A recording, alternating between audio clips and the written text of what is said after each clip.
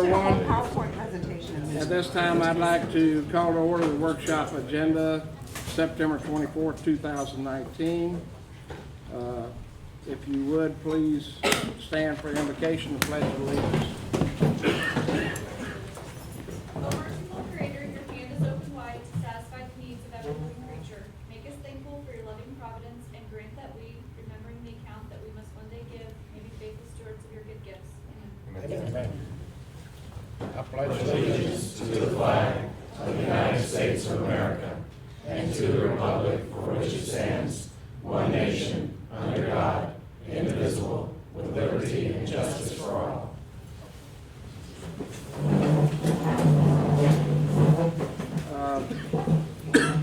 Roll call, Madam Clerk. District 2, Commissioner Moore. Here. District 3, Commissioner Starkey. Here. District 4, Commissioner Wells. Here. District 5, Commissioner Mariano. Here. District 1, Chairman Oakley. Here. With that, I'd like to remind everyone this is a workshop. There is no public speaking before we get started.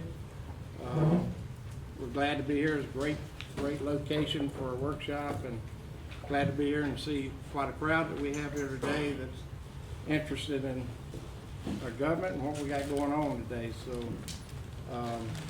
that brings a lot of good memories back to me. My father and his family back in the late 30s actually moved from Georgia into the Elfers area. So I feel like I'm at home. And back in the 80s, I ran a fruit stand across from the post office here in Elfers for about 11 years. So, but there's a lot of history in this area, and it's a great building. They've remodeled and really turned out nice here. So with that, we will start with the development services. Dan? Yes, sir. Yes, Mr. Commissioner.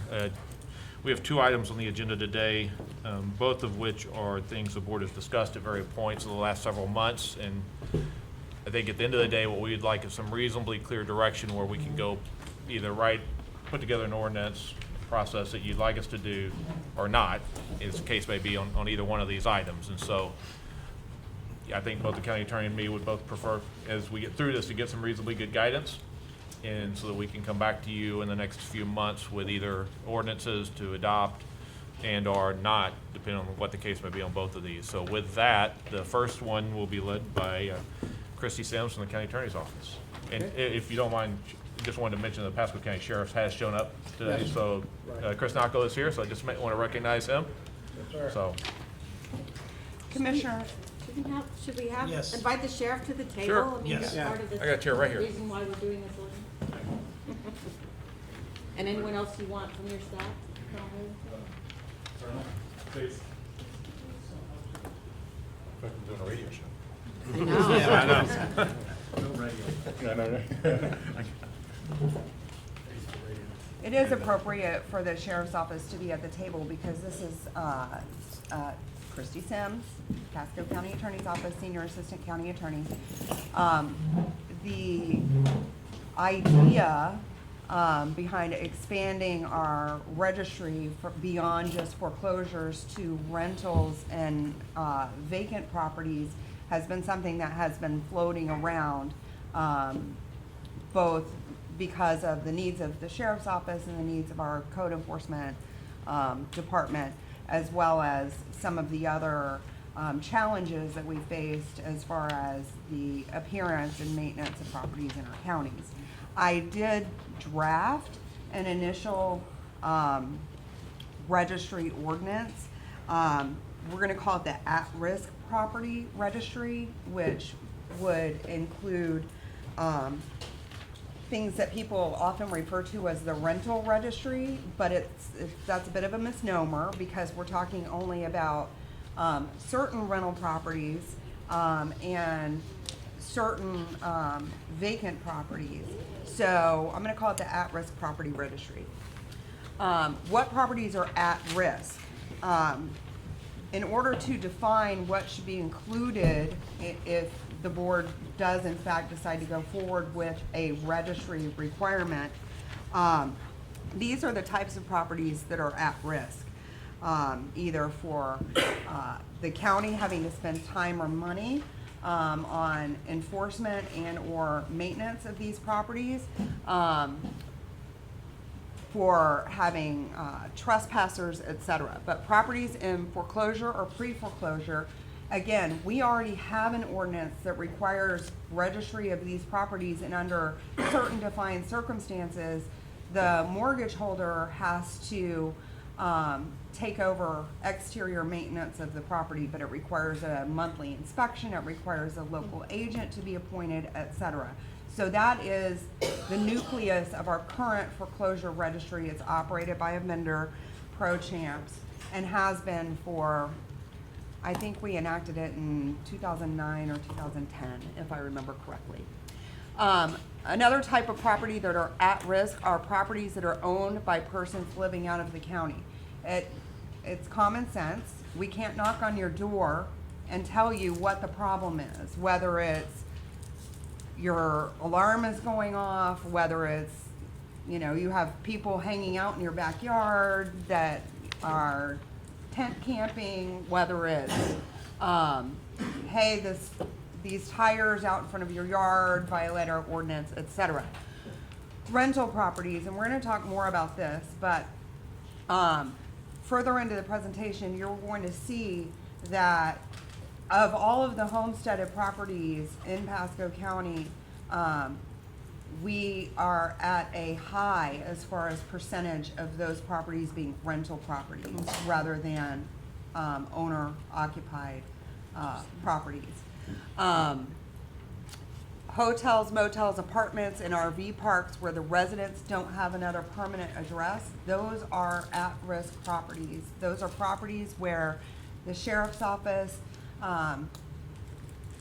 just as a factual predicate, spends a disproportionate number of time on calls, and those are also locations where there tend to be substandard housing issues as well as property maintenance issues. Same thing with rooming houses, sober homes, and similar residence, as well as mobile home parks where the owner does not live on site. And finally, any developed property without utility and electric service. I'm going to go ahead and say right now, and this is a larger discussion for a different day, but we have a number of commercial properties that have been vacant. They were sometimes called ghost stores or gray fields.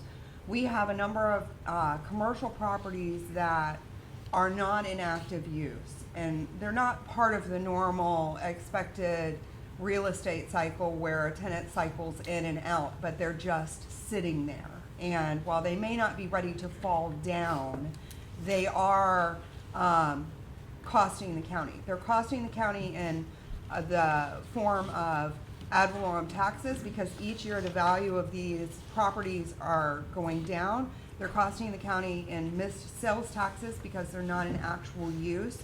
And they're costing the county in terms of time, visits by the sheriff's department for vandalism, visits by code enforcement for dumping, et cetera, et cetera. And Christie, So- when there's a property next door, it affects the value of the property next door, as we saw with the Helen Ellis, and the viability of properties next door. It does. I have been doing some academic research. One of the criteria for demolition is that something is blighted, and a blighted structure is described as a structure which contributes to economic distress. So I've been doing a lot of research, and I have absolutely, that is proven through the research, that when you have a vacant, abandoned building, that it absolutely affects the property value of the property surrounding it. So we, again, I don't want to get too mired in this discussion because it's a fairly complex problem that needs a number of approaches, but those are at-risk properties for the purposes of today's discussion. How are vacant properties at risk? Trespassers, big problem with trespassers in this county. The sheriff's office has a process by which they try to get trespass agreements on vacant properties. So when they or their deputies out in the field encounter someone on one of these vacant properties, they already have something on file from the property owner that says no one is supposed to be here, so they can arrest them for criminal trespassing. Dumping, I know that has, gotten certainly some media attention this year.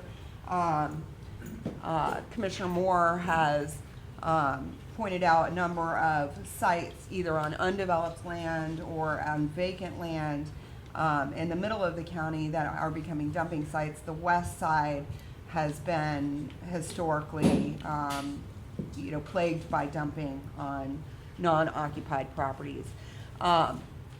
Vacant properties, there's also a risk in that there is a delay in reaching the owner in the case of an emergency, such as a fire, a break-in, etc. There's no phone numbers attached to the property appraiser's website that we can call somebody up and say, hey, somebody's in your building, what's going on? And further, public money is repeatedly spent to mow, trim trees hanging over the public right-of-way, eradicate dangerous conditions such as unsecured pools.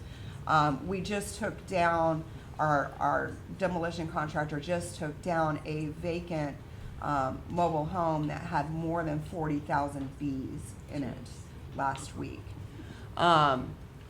The public money that is spent on vacant, unoccupied properties to mow last year was approximately $40,000, but it's been as high as $100,000 or more over the years annually. How are rental properties at risk? First of all, I did meet with the Central Pasco Board of Realtors, and it was very educational for me. Some of this I knew, and I'm sorry, I didn't introduce Patrick Moore, who's sitting next to me, who's the county's other municipal prosecutor, Micah Tharp, who's the manager of code enforcement, and Patrick Phillips, who is the operational manager for code enforcement. But as far as rental properties go, what I heard from the Central Pasco Board of Realtors is that the owner is often unaware that the tenant has violations on the property or the conditions of the property. They in fact may be struggling with a bad tenant, but they don't have the ammunition they need to evict that tenant or proceed against them under the terms of their lease. This information is, of course, available if they knew to come to the building and make a public records request and wait for that information, et cetera, but they may not have any idea that the sheriff's office has made 10 calls in the last 3 months regarding their tenants. Second, the sheriff's office is unable to determine the lawful occupants when they go out on calls. They have no idea, faced with a group of people, who is the actual lawful occupant that is responsible for the conditions on the property, allowed to be there, allowed to make somebody leave the property, etc. Code enforcement, when they go out, are often unable to determine which occupants are primarily responsible for property conditions, and I'll let Mr. Moore explain to you a little bit more about that, because he is handling most of the citations that wash in and out of court, of which there are hundreds, if not thousands, a month. Is that correct? That's correct, yes. So Patrick Moore, Assistant County Attorney with the County Attorney's Office. So when we see repeated problems coming in through code enforcement and through the citation process, we kind of sit back and try to evaluate what those problems are. And the rental properties tend to be a reoccurring issue, and specifically with tenants and occupants, as Christy mentioned, that are in and out. So that's part of the problem is we see reoccurring, the code enforcement officer or the sheriff's office goes back out repeatedly and there's new occupants or various occupants. And very often they say, hey, I don't live here, or they say, I'm moving out, and then the next group come in. And so what we're seeing is we're seeing these tenants coming in and out repeatedly, and then we have absentee owners who may live in the county, very often live outside of the county or even outside of the state. And it's very difficult to get in touch with those owners. It's very difficult to serve those owners and try to hold them responsible. And as the sheriff's office would know, they have a lot of difficulty in identifying who that are tenants at the time who are responsible, just because it's so often that they're coming in and out. Sometimes we have what people like to refer to as squatters coming in and out, and may or may not be true tenants with an actual lawful lease. Yeah, so I should explain that our goal in enforcement is to cite and hold the person primarily responsible for the violation. Our code allows us to cite the owner for trash and junk, let's use as an example. But if there's a tenant that has a lease, that is the person that we want to hold responsible for that violation, because they're primarily responsible, both in the eyes of the judge and the eyes of the county, for maintaining the property free of trash and junk. We, however, the sheriff's office or code enforcement will go out there and there will be 5 people and all of them will say, I don't live here, I don't live here, I don't live here. Or one person will say, I live here, or I'm just stopping by, I'm a friend of the owner, I was the only one there with a driver's license, so I was the one who got the citation. We get them into court and we get the I don't live there defense, and it's just a waste of everyone's time. Can I stop you for a second? Yes. If that's the case, then why aren't we just going right after the property owner instead of trying to tie in who the tenants are? Well, one of the issues is when the property owner isn't local, then we have a difficult time serving the property owner. In order for us to proceed under a citation, we need certain personal information of the person that we're citing, which comes off their driver's license, their name, date of birth, sex, race. So if they don't show up to court, then we can have that CAPIAS put into the FDLE database.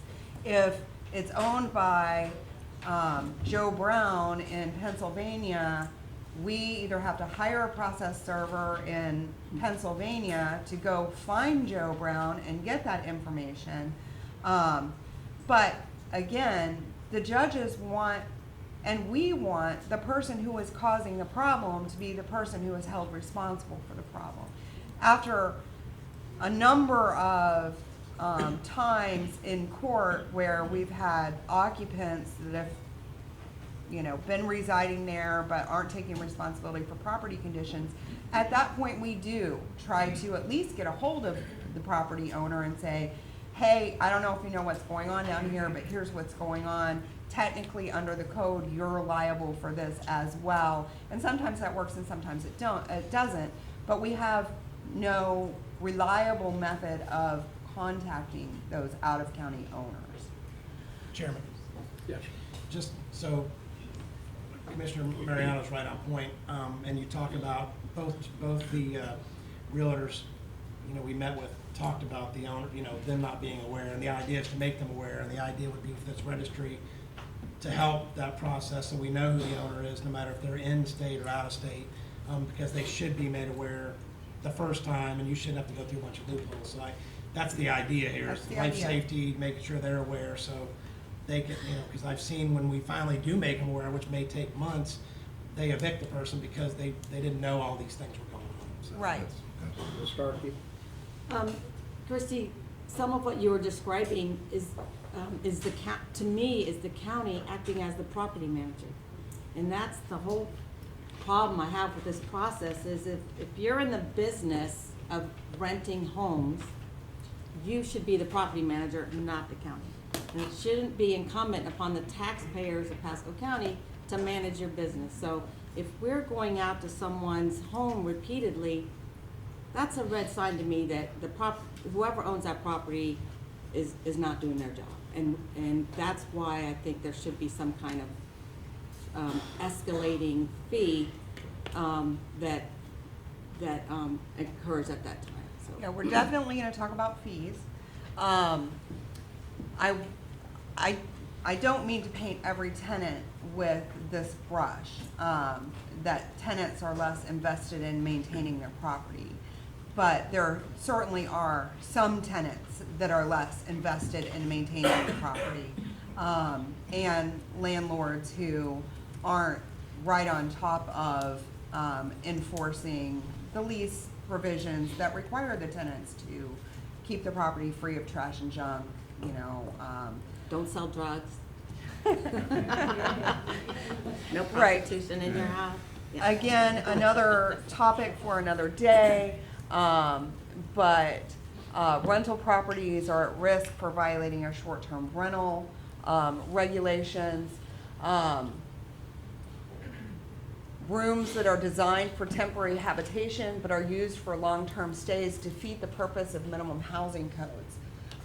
There are minimum standards that we expect property owners to provide for people to live in, or for you to provide for yourself to live in. Kitchens, working toilets, heat in the winter, roofs not falling down, stairs that don't have wobbly railings, et cetera, et cetera.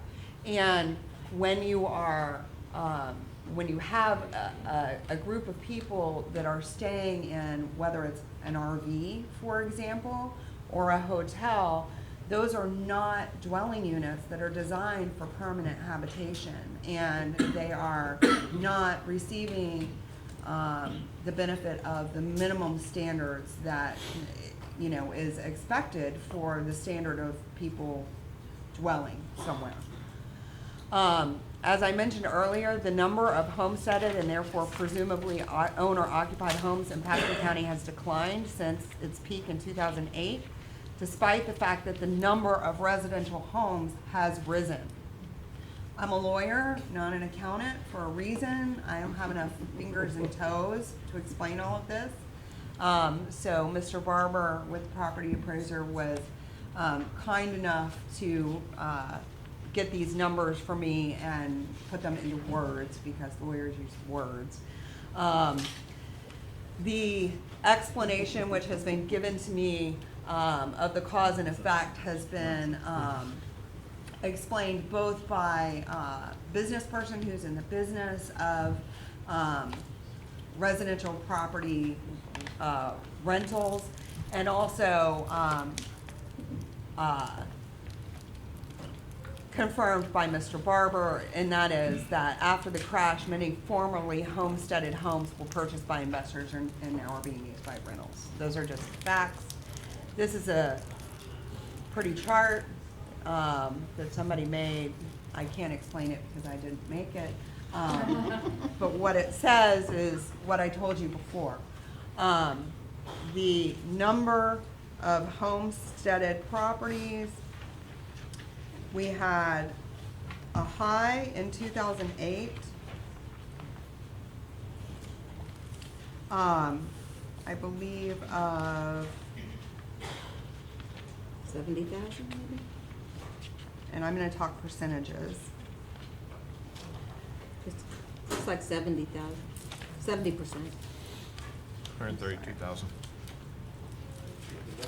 So in 2008, the percentage of homesteaded properties was 53.9%. In 2019, it was 46%. Although there are 50,000 more parcels and 20,000 more homesteaded parcels. So we have an increase in the number of residential and homesteaded parcels, but a decrease in the percentage of owner-occupied parcels. So we're now less than half owner-occupied. Mr. Chairman, Yeah. thank you. Quick question. Could those numbers be skewed a little bit because of the building that's going on now? So think about the number of new homes that are being built and that inventory that's sitting or still has not been, obviously, the contract hasn't been finalized with the new property owner. That could also, I think, skew that. Right, a little bit. I absolutely Maybe am. 5 to 10% Yeah. possibly. Yeah, Mr. Barber made it clear that the further we go back, the less reliable the data is, but it's definitely a downward trend.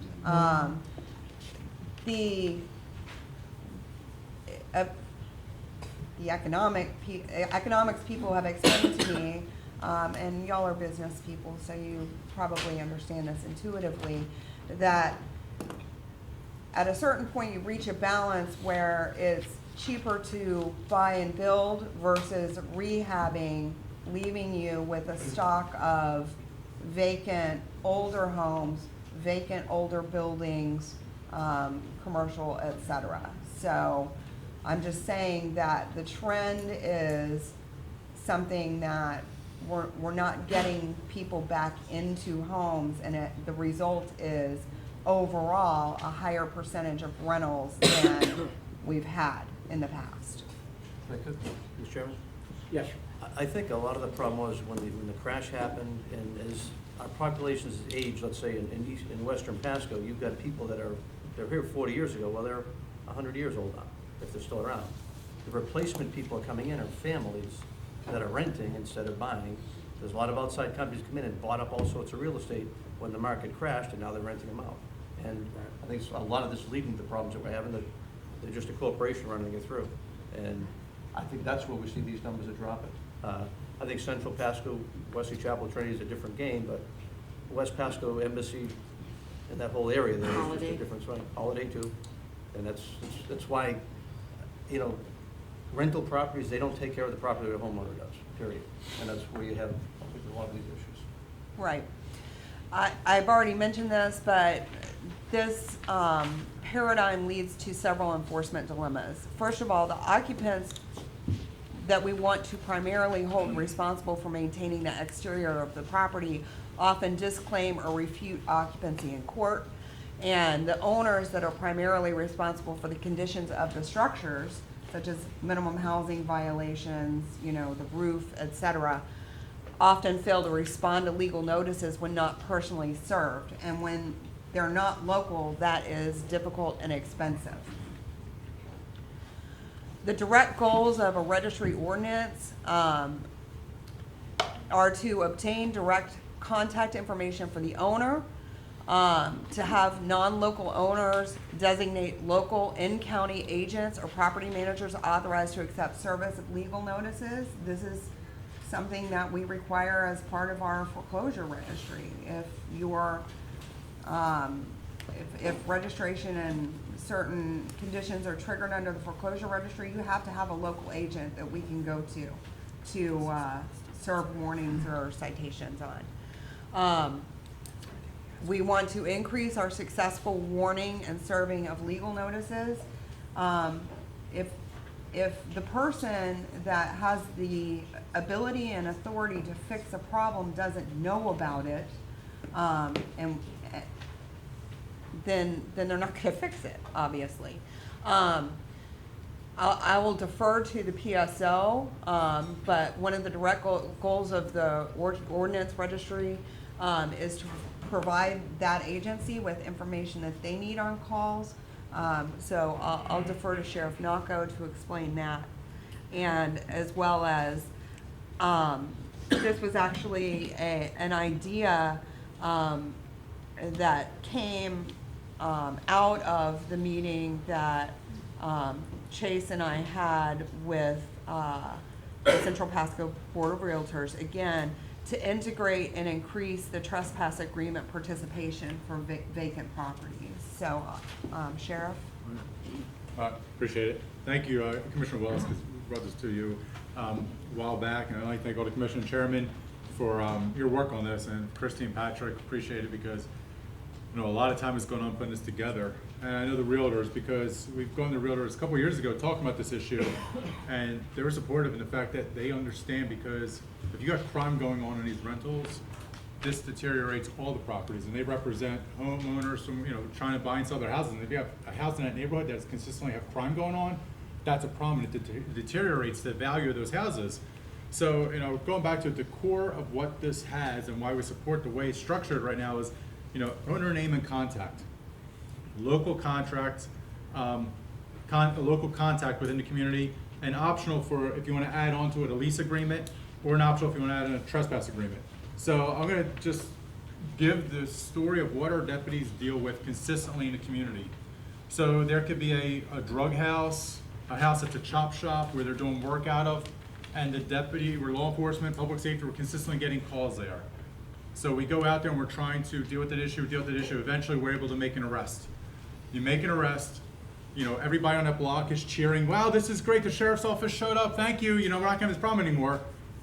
2 days later, say their cars are back again, what happened? And well, the guy's in jail, but the crime's back. And so we said the issue is somebody just moved right into this, and it could have been a rental, somebody just went right in. So the problem for us is we can't identify who the homeowner is, who or the owner of the property, to tell them this is what happened. You have a problem at your house. The other issue is, and this kind of goes back to the trespass agreement, there could, you know, if a person is out of state and they don't know who they're renting to somebody, they think, oh, I have an agreement, I'm getting X amount of dollars per month. They just see that money come in every month. They don't know what's happening. Well, the person who was the original, who they thought was renting the place, is no longer there. There's other people at that location, and it could be 2 or 3 people removed from the original person. There's crime consistently going on, and we're going back to it. And so it's interesting, a vast majority of the time when we call the owner of the property and we say, do you know what's going on here? They're like, we have no idea. We were getting the checks, but we had no idea this is going on. And they said, do you know everybody in your neighborhood basically wants to find you and hunt you down because of what you're doing? They're like, we're so sorry. If we knew, we could take care of it. And that's really what we're trying to do. We're trying to get to the root issue, because we can't always arrest. You know, arresting the individual doesn't solve the crime. It's the environment where the crime is going on. So if, you know, people can get in, we can identify, have somebody who can actually fix it, which is the either homeowner or the property manager that's responsible. And they say, we had no idea. Well, all we want to do is give them the idea. The other sad scenarios we deal with are, you know, we find people deceased in a house. If we find somebody deceased in a house, we roll up, you know, fire rescue comes, we try to save that person, but we have a vacant home. Deputies could be sitting there for hours trying to find out who actually is responsible for this house, because if it's a rental, if it's a homestead, you know, those are different, but because there's usually a loved one right by who's gonna come. But if it's a rental and somebody who's out of state, we're trying to lock up that property, we're trying to secure that property. And so those are those type of issues we deal with. So the way it's formatted now, I appreciate it, because it actually gives us the tools that we need to help make the community better and partner with either if it's the business owner, the property manager, whoever it is, because we can work with them and identify who they are more readily. Because the way it's going right now, there's a lot of resources spent trying to track people down, and especially if they're out of state, that causes the biggest issues. Christie, Yes. on this registry, say you have a house and it's rented, but the owners of the property actually are out of state. So you'll have their name on this property as the owner and who to contact, but you'll also require someone to be registered that looks after the rental part of this property. Because what happens when the rental property is rented for $6, that person's out? Are they gonna have to be required to go back each and every time to put the new name of the person renting that house, or that it's vacant? That's one of the things that we need to decide today, is how to structure this. With respect to vacant, it may be different than rental. So right now, it's drafted just as an informational tool and would require it would require, as your tenants change, for the information to be updated. It would require, if it becomes vacant for either 60 or 90 days, I can't recall exactly, if it was, then it would be required to be registered as a vacant property. Right. So, So, I mean, that could go back and forth several times in a year on it some can, properties. it can, absolutely. Who's gonna keep up with the bookkeeping of all Actually, that? well, That's Chairman- another thing that we're gonna Yeah. discuss, is whether we do it in-house or whether we use a vendor, because this is a very, administrative and an IT intensive task to manage a registry like this. Mr. Moore? Well, go ahead with the sheriff first, he's answer that question. Well, I was gonna say, I can answer, I can give you from our perspective, and first, I want to apologize, Commissioner Starkey, for that mentioning it, but honestly, sorry, the radio mic is. I can hear Yeah, you. I you can't hear- see you, but I I see, I can hear hear you. And that's one thing, I want to say, I apologize, but you have been probably one of the largest advocates, because trying to turn areas in our southwest corner around, so I appreciate it, because you are out there consistently. We may give you a star and a badge to go out there and do some of our work for us. And a gun. Yeah, there you go. Yeah, baby steps. Can I get in on that? So, but. I have my own gun. But Chairman, so a couple years ago, you were able to provide us the tools for a false alarm registry.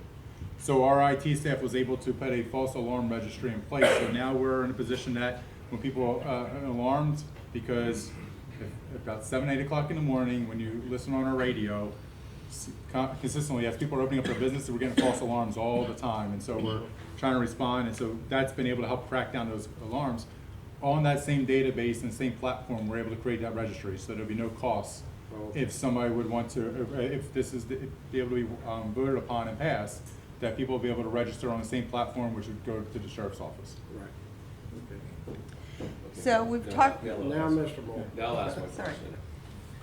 Because I don't see this in here anywhere, we haven't discussed this. Talk briefly about eviction laws in the state of Florida, because unfortunately, this is my opinion, is that those laws work to the advantage of the renter versus the property owner, which makes it very difficult sometimes for folks, and I know some of the audience, to actually be able to evict the people that are causing the problems. Right. So now, I know we might not be able to fix that here. That might be a discussion where we need to talk to our legislators to fix that law that is a detriment to these property owners. well, we actually can help that here. Okay, so what can we One do of, to help out? one of the indirect goals of the registry ordinance, obviously, we would discourage rentals to repeat violators. And one way that we may be doing that is to have a sliding scale fee. This is ridiculous, by the way. This I can't see. I'm sorry, God made me short. No, Can we lay them Um, sideways? Would they still work if they were laying down sideways? But Seriously. we also, and this was, when we understood from the realtors that this was an issue, we wanted to provide them a streamlined method to get the information that they needed, the ammo that they needed. So what we were talking about is sort of a checkbox, an optional portion to the registry where they say, yes, if code enforcement is out there, or yes, if the sheriff's office is out there, I want to be notified. Because almost every lease would have a provision that says that you have to comply with state and local regulations, obviously. So that would be an option on the registry that would benefit the landowner that is struggling to evict someone. And finally, notify and educate owners of vacant property about the conditions. Some of the concerns that I have heard, either firsthand or secondhand, with an ordinance, is what are the costs gonna be? You're over-regulating. I only have, we have one rental house, boyfriend, girlfriend, each own a house, move in together, they're leasing one out. I'm not the problem, why should I have to register, that sort of thing. Some people have expressed concern over the privacy of the owner's contact information. Obviously, the information in the registry is a public record. The way around that is if they don't want their direct contact information, then they hire a third party to act as their property manager and local contact. The cost, obviously, to hire a local agent or property manager for out-of-county owners, but again, this board has to consider who should bear that cost. Should it be us for managing that property, as Commissioner Starkey said, us the taxpayers, or should it be them, the person that owns the property? And finally, so I had heard concern expressed that, oh, you just want the landlord's contact information, so all of a sudden you can just start citing us because it's easier than citing the tenant. That's not our goal. That's not the way our enforcement works. That's not what the judges expect to see from us. I would not take a case, nor would Mr. Moore, take a case to a judge regarding a trash and junk violation where we had not first attempted to go after the person that is actually causing the accumulation of debris. So we're not gonna skip over the occupant of the property in favor of the landlord. Technically, under our code, they are, in fact, yes, both liable, but our integrity as prosecutors requires us to find the most responsible person for the type of violation that it is. Ms. Starkey? Something that the public may not realize is that, too, when we issue a violation and there's a fine, the county does not get to keep that money. It doesn't go back to the taxpayers here in the county, it goes to the state. So it's just money out the window when we are citing people, so. If you're in the city of Newport Richey, cities get to keep their fines, counties don't. It's a little glitch that we have not been able to fix in Tallahassee, so. And the same with the sheriff's, his fines, I believe, also, right? We don't get tickets, no matter what it says. I know it's a common misnomer. Any tickets do not go to us. Yeah, Or goes fines to the on state, us. to the, Yeah. Right. Yes, the fines that result from county ordinances, whether they're written by the sheriff's deputies or written by our code enforcement officers or our building inspectors or our utility workers, et cetera, do not come back to us. In fact, it costs us money because we A lot have a of money. filing fee for each citation that's filed. So, having discussed the overall background behind a registry for at-risk properties, I need direction. I need at least 3 of y'all to come together on what this ordinance is going to look like. I have drafted something. It is a very basic, you need to provide information type ordinance. There have been individual meetings, individual suggestions. Every time I cross Commissioner Starkey's path, she's like, oh, what about this? I'm like, stop, I already did the PowerPoint. And there are apparent disagreements over certain elements that may be something that you want to include. Okay, so I've tried to, I've tried to just ask y'all questions so you can give me some answers and I can take it from there and draft what you want. But should there be a minimum number of vacant or rental properties to trigger the registration requirement? Our recommendation is that particularly every single vacant property should be subject to the registry. Now, whether you don't want to do that for rentals, whether you want to say 1 or more, 2 or more, 3 or more, that's a policy decision that y'all need to make. But keep in mind that you can require registry and waive the fees for those people. So while it would be an obligation for them to register, there may be certain classes of people that you don't want to charge to register, such as somebody who only has 1 rental property, or somebody who doesn't have a history of violations on the property, or somebody who is a local owner that we're able to contact. So I'm gonna default to, my recommendation is that everyone who fits the criteria registers, and then we start making distinctions maybe in the fee schedule of who pays a fee, how much the fee should be, something like that. I would think you'd want to register everyone.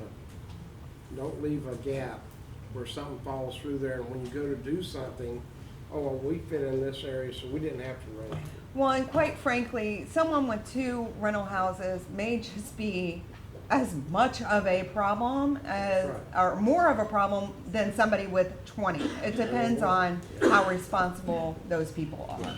Ms. Starkey? So, we want this to be as painless as possible. I mean, we're all about less regulation, but we all see that the county, there is a problem where the county is acting as a property manager. So I think we gotta make it as cheap and as easy as possible for the vast majority of folks who there are no issues with. I own 2 homes in the county. I have one that's homesteaded and one that's not. My mother lives in the one in Aristida that, and I spend most of my time in my Gulf Harbor's house. So I will be required to register my house in Aristida. But you know what, if something happens to my mom and someone needs to get a hold of me, they wouldn't, they wouldn't have a number to get a hold of me. So I'm okay with it, and I don't anticipate any code violation. And so hopefully that's the only time I ever have to touch this. But, I think it just needs to be painless, easy, and really cheap for the vast majority of people that don't have any issues. And I've talked to, say, the folks at Berkshire Hathaway, and I see Alan's here, who manage, how many properties do you manage? Couple thousand homes, and my understanding is if we set this up right, is that it's just like an Excel spreadsheet dump, potentially, if we do it right? So it's not, shouldn't be something that they have to sit and type in, thousands of names and everything.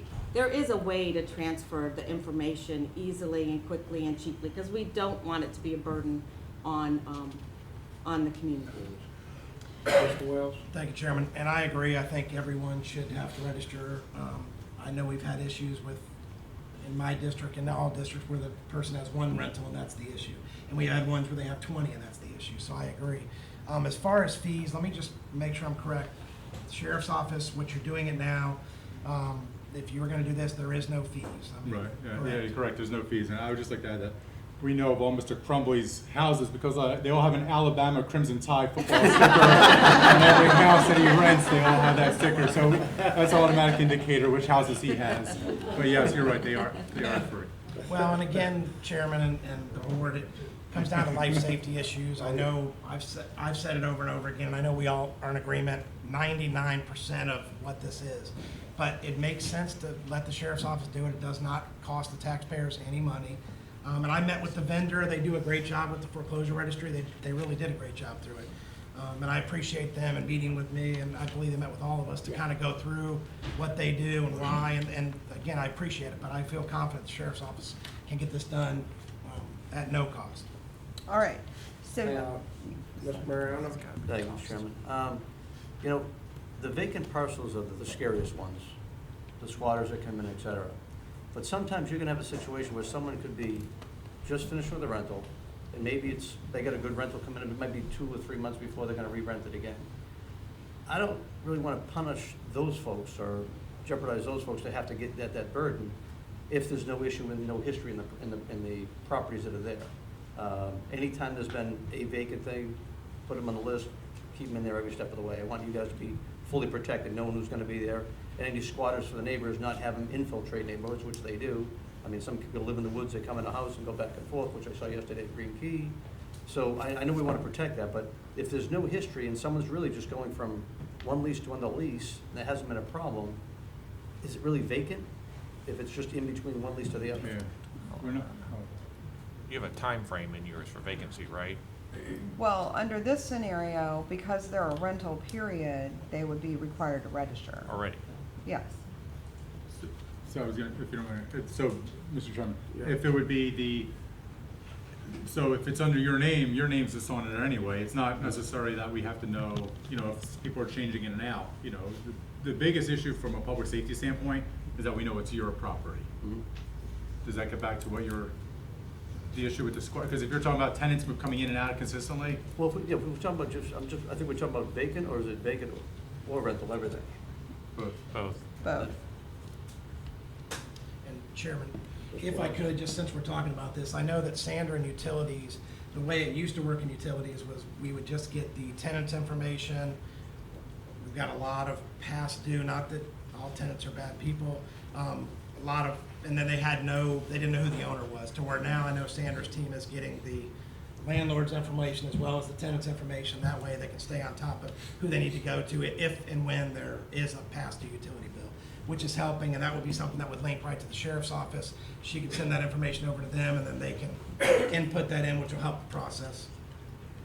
But in any case, that was one of the issues that there seemed to be some disagreement or discussion about was, should there be a minimum number to trigger? And the staff's recommendation is no, that if you meet the criteria of vacant or rental in the ordinance, that you have to register, and then we take into account some of the distinctions amongst these property owners, whether they have just one, whether they aren't violators, et cetera, perhaps in the fee schedule.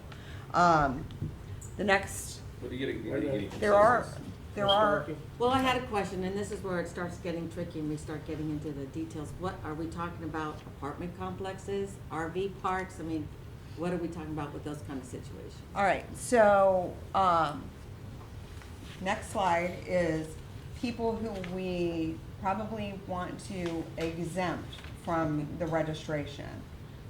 Or, actually, since we believe that the registration actually provides a service to these owners by giving the sheriff's office, direct contact information and things like that, allow them to register, but make it optional for them to register. And that would be seasonal occupants.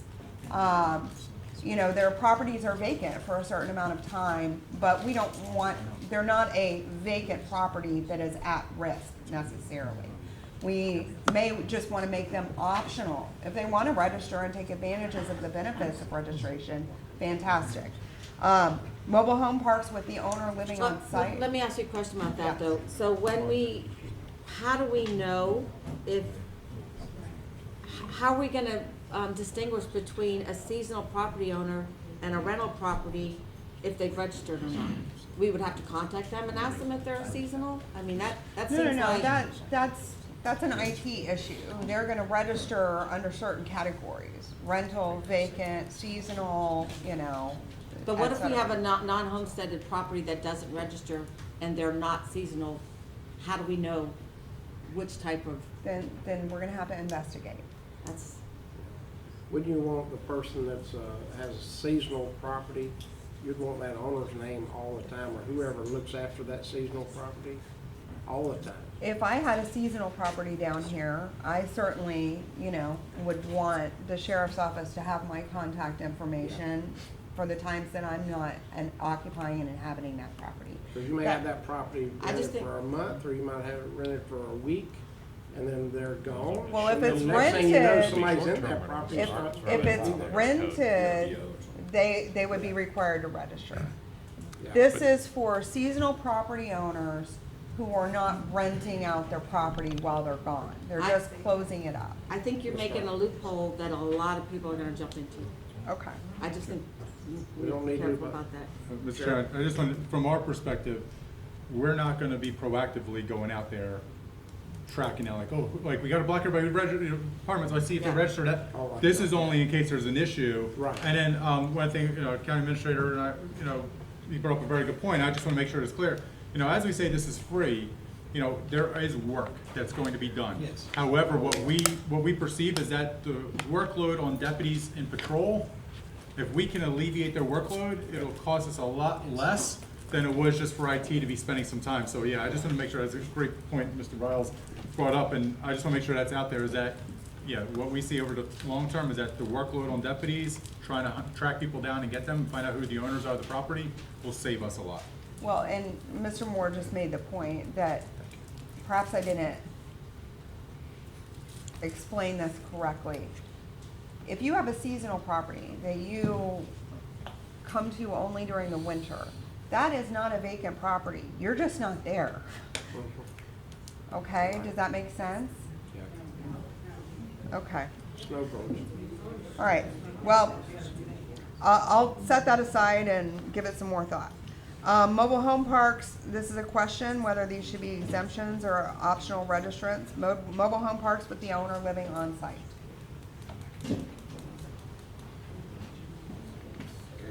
Condos, RV and travel trailer parks that are otherwise in compliance with our regulations. That means it's a true recreational vehicle park where people are coming and going and they're not staying for more than 90 days, and their trailers and RVs are roadworthy and licensed and they're hooked up through quick disconnect, etc. I'm not talking about a mobile home park that people have pulled in RVs and have renters that are staying there. I'm talking about legit mobile home parks. RV and travel trailer parks. And then again, the rooming house with the owner on site. For example, I own a house, I advertise on Craigslist, and somebody's renting a room from me. That's really not an at-risk property. Okay. So what I got from that is there seems to be some more thought that needs to be put in as to whether exempt seasonal property owners from the registry or not. And I didn't hear any grumbling about any of the rest of them as far as exempting them, but giving them the option to register. Imposition, this is another issue that has, I understand that there's not, a consensus has not been told to me on whether we should impose an affirmative duty, property maintenance duty on owners.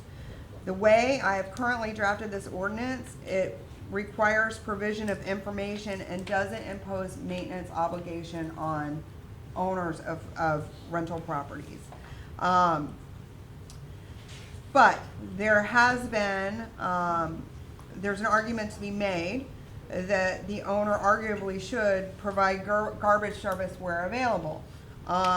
Question, should they provide electric and water utility service and or lawn service? As I mentioned, we spent $40,000 mowing, some years as much as $100,000 mowing. Can I add to that one? Yeah. Because this happens a lot in my district. So when we get complaints and the grass is too high on a vacant property, when the county goes out to mow it, it is around $300, $400 for us to mow that house, never to be collected again, because we are lowest on the list when that property is sold. We never get that money back. So it is very, very expensive for the county to be the lawn maintenance company. Well, It costs the taxpayers a lot of money. And I'm sorry, I wasn't clear. These questions are with respect to rental properties, because the owner is responsible on vacant properties for the maintenance and the mowing and all of that.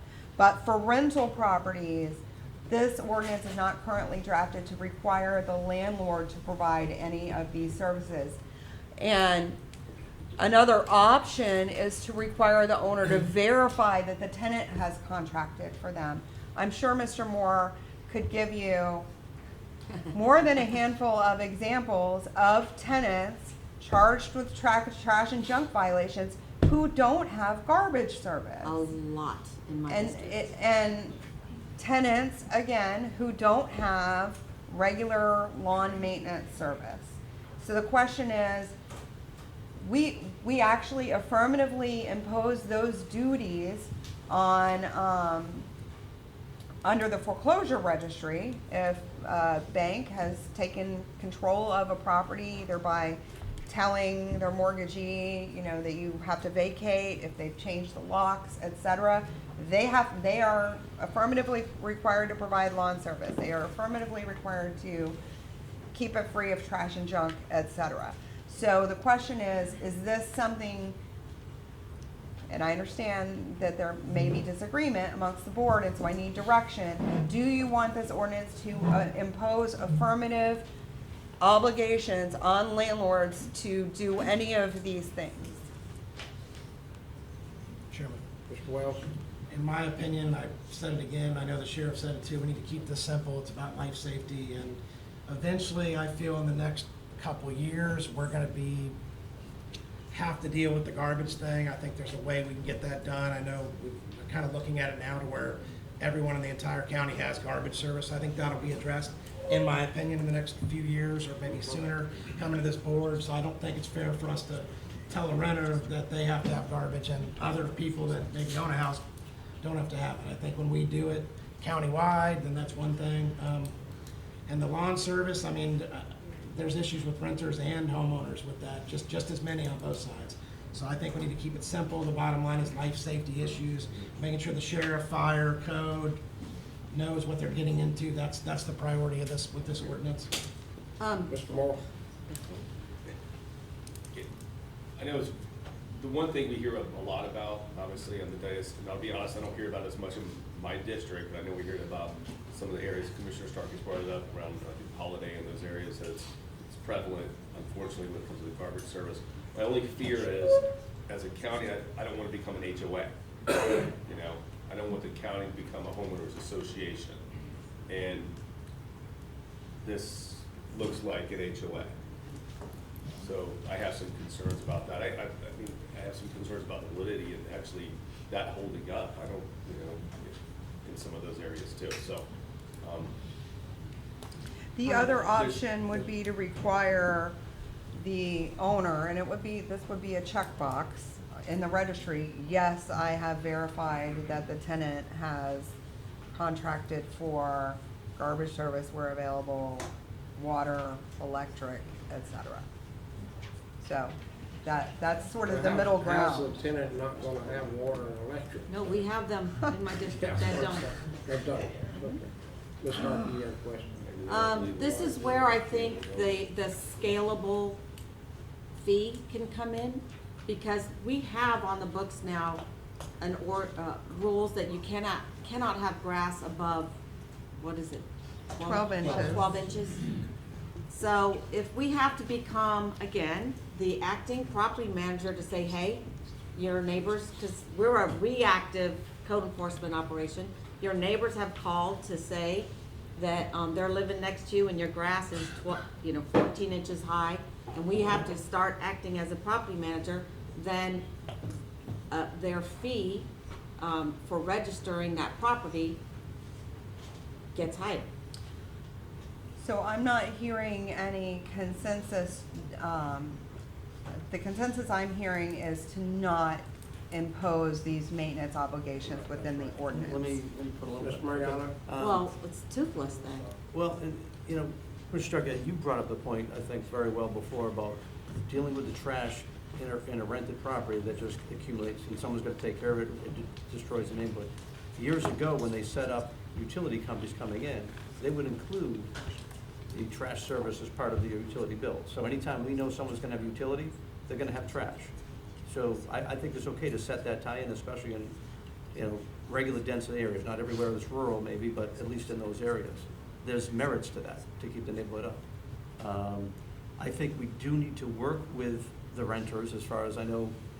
Mr. Armstrong's told me several times he has trouble when he's got a property that's in transition from one to the other, setting up water service. We need to try to make that easy as well, so these guys can go and get the water hooked up, be able to show the house, be able to clean the house, and move on. So I think there's provisions there we need to take a look at as well. It doesn't apply directly to that issue right here, but it is something we do need to, you know, keep an eye on. If you got people living in a house, I'll tell you, there was one area over in Beacon Woods East, across the street from where I used to own rental property.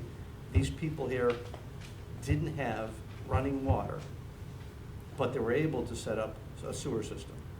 And they'd steal water from the neighbors in the back and side. It's ridiculous. So there is a flaw in the system that we do need to take a look at. Ms. Harper? I'm going back to the owner provides electric and water. It does happen, but I think it's rare when we have people who don't have electric and water. I think, I'm not a landlord, but it seems to me when someone has a rental house, it's typically the tenant that goes and signs up for the water and the electric. Well, and to be And clear, I don't think we should haven't- be having the landlord, the we- owner of the house do We that. have a way to address that. It's a minimum housing violation not to have electric and water. Yeah, So so- that's how we would be addressing Yeah, it. I wouldn't put that on the owner of the house to go do that, because people could not pay, and then the owner has to pay, and that's not, I don't think that's the way that business works. And Mr. Chairman, Mr. Right. Brown, the priority might be just to make sure that it is set up. When you have a Yeah, rental, to make, it is sure. set yeah, up. Yeah. just that they cannot live in the house without, someone has to have it. Okay, now you've confused me. I need 3. It's just that, Out of that, 5. you're saying here that the owner provides the electric and water, so that means the owner has contracted with Right. Duke. I don't think that. I get, nobody's in favor of the owner providing electric and water utility services. Okay. Do you want the owner to verify that the tenant has done so? We'll put in just the registry, whether it's tenant set up or whether it's owner set up. So I don't really care which one does it, but just as long as it's set. What do you do if he doesn't verify that they've Yeah. got it? I mean, what's the penalty, or Yeah, that might be if getting they? That's a minimum housing violation. Now you're going back to the, You're going back where you're, It's already a violation. It's already a violation, but I think what Christie's asking for is, on the form, do we put a box that says the owner has verified that the tenant has utility service? I don't think that's. Check yes or no. That's not a big deal. You can just, that's kind of a reminder. yeah.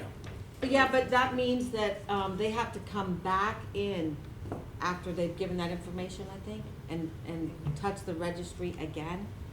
And I think that, no, No, do it up front. they do it all Well, up front? When I they don't know. change tenants, it may change. Yeah, it'll change when they change things. You have to verify it each time. Well, it's really, Why don't we think and discuss this, because we're gonna bring this, give us some time to think this all to sink in. Because you have to come back and go through the process anyways. Right. So you Okay. have some direction on the main points. We don't, I think most of us have consensus that we really don't wanna go this route now, but there's still some questions. But those can be answered once we have more time to think about it, when we actually go through the actual ordinance and have public hearings and then listen to the citizens Alrighty. during that time. fees.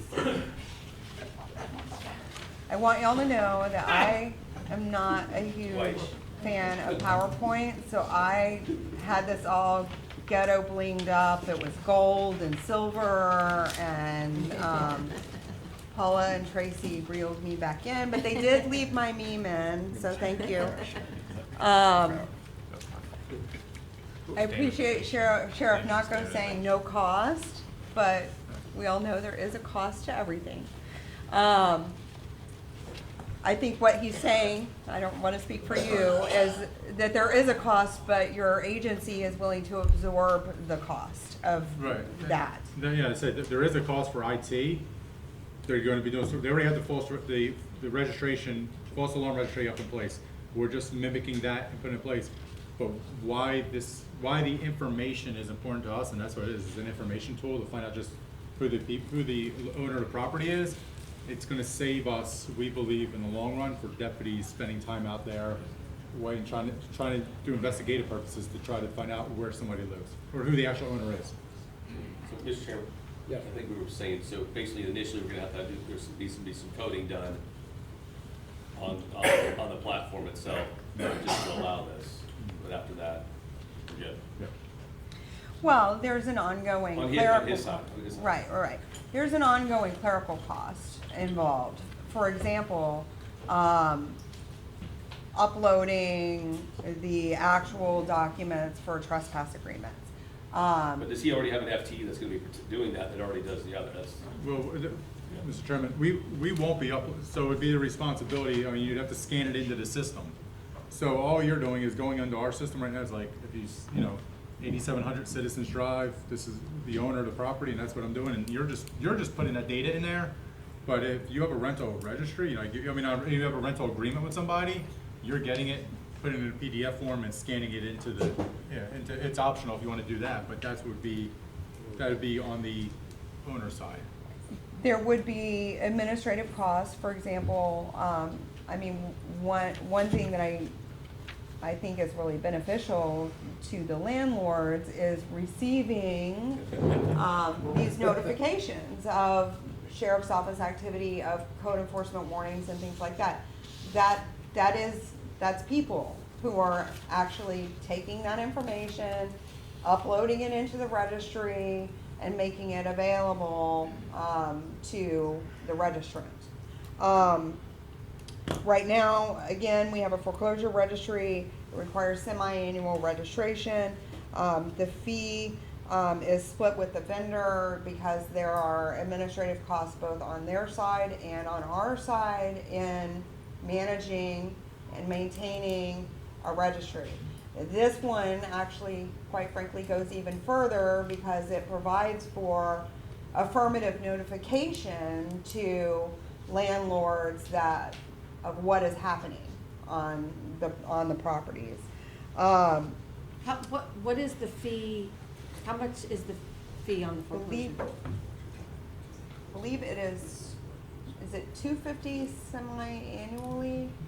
Can somebody from ProChamps help me here?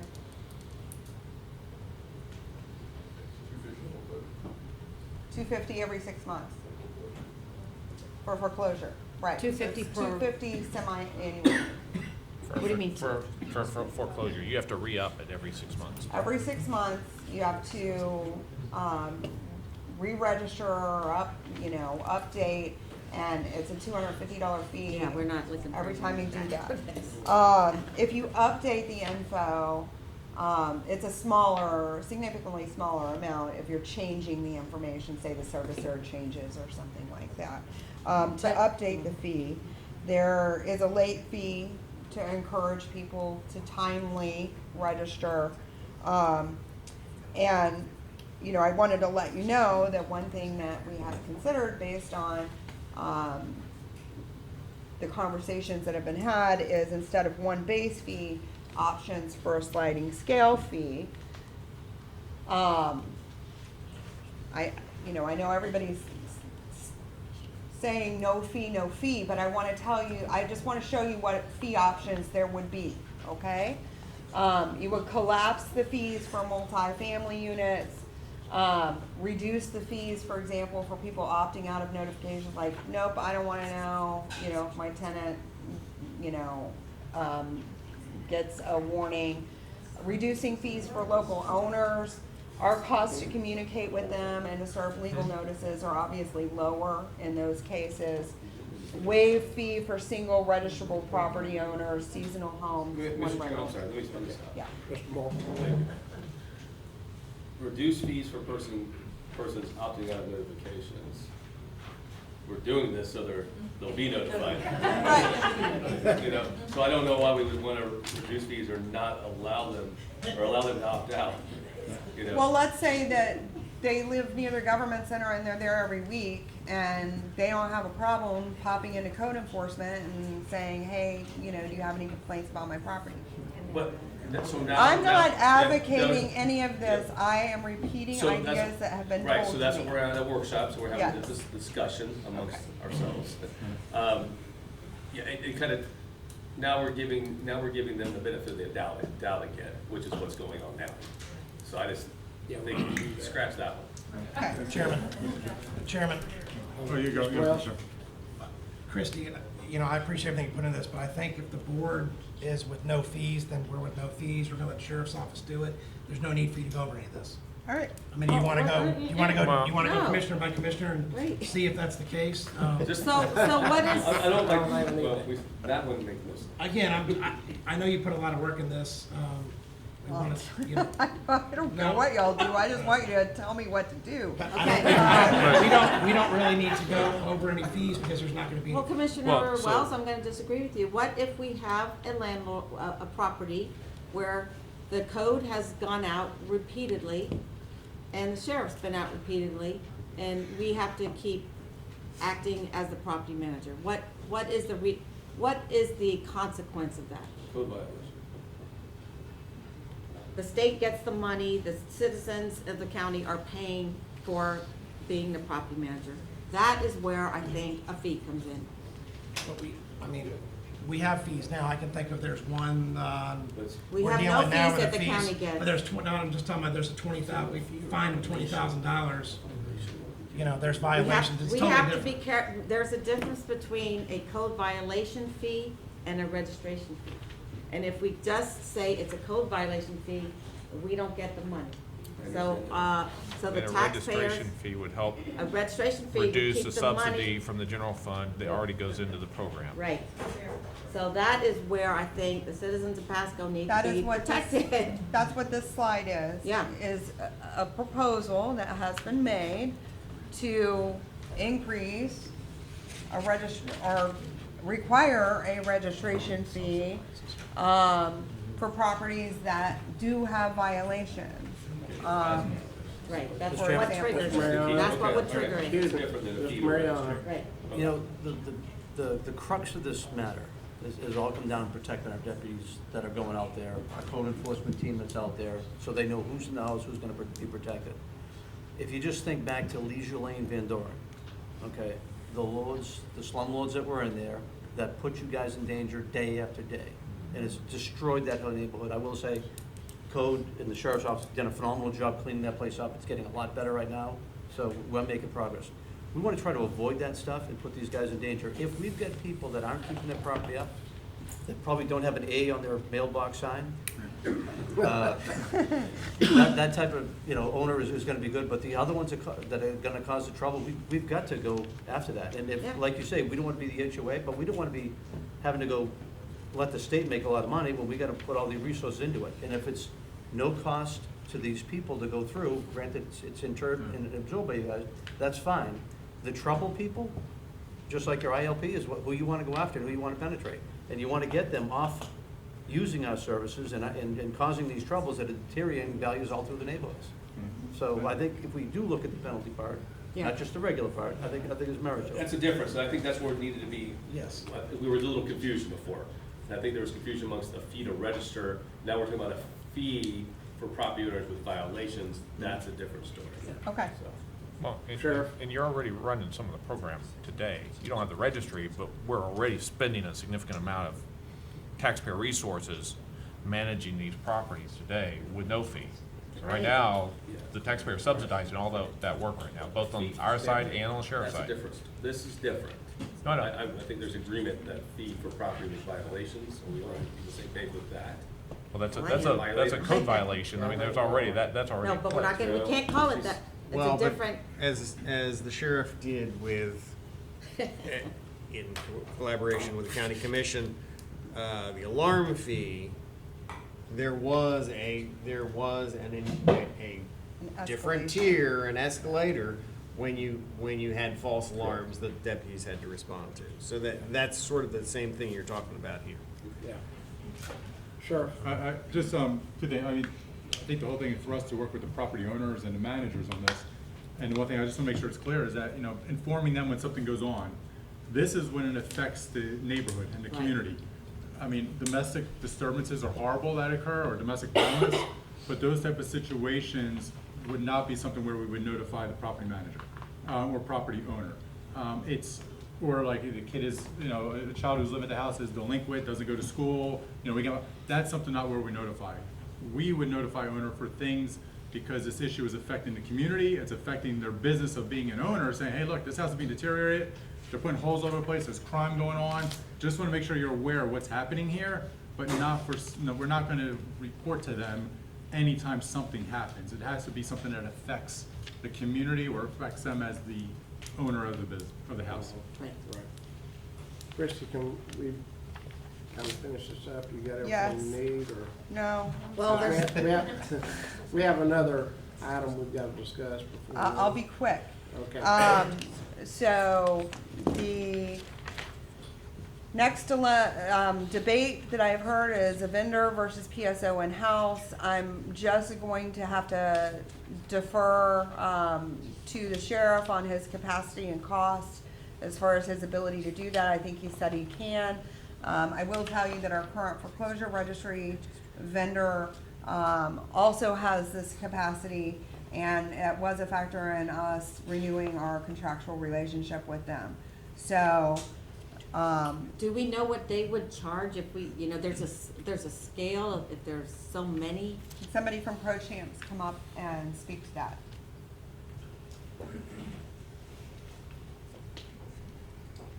If you will, please state your name and address for us. Sure. Clifford Johnson, I am attorney with Pro Champs, 2725 Center Place.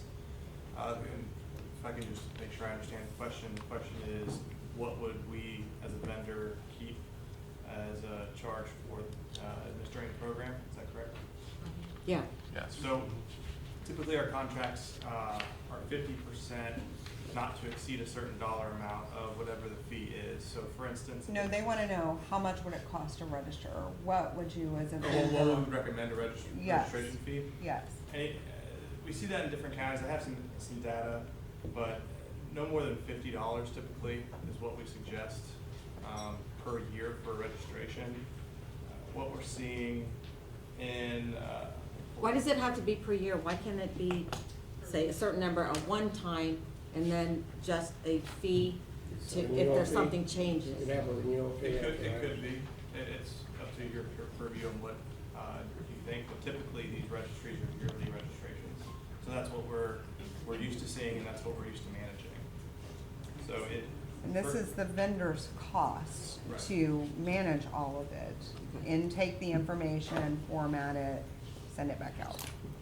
For instance, in Coral Springs, it's $56. Palm Beach, it's 33. Gainesville is 204. So it varies, but we could run the program for $25 per property for registration. So the add-ons Thank you. Thank you. that we have talked about, I'm gonna leave fees for a second. I'll come back and let that sit.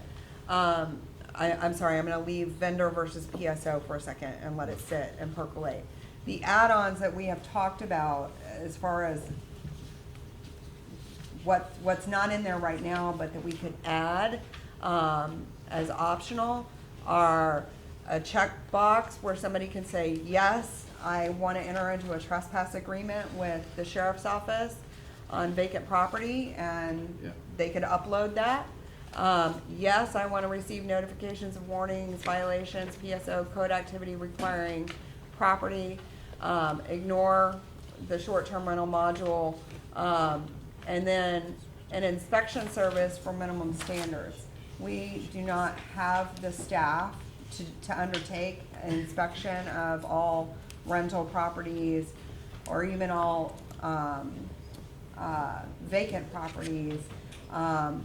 And that may be something that we wanna get the registry going and then look and see if that would be helpful. For example, to require an annual inspection of vacant commercial property, just to see what the conditions of it are, et cetera.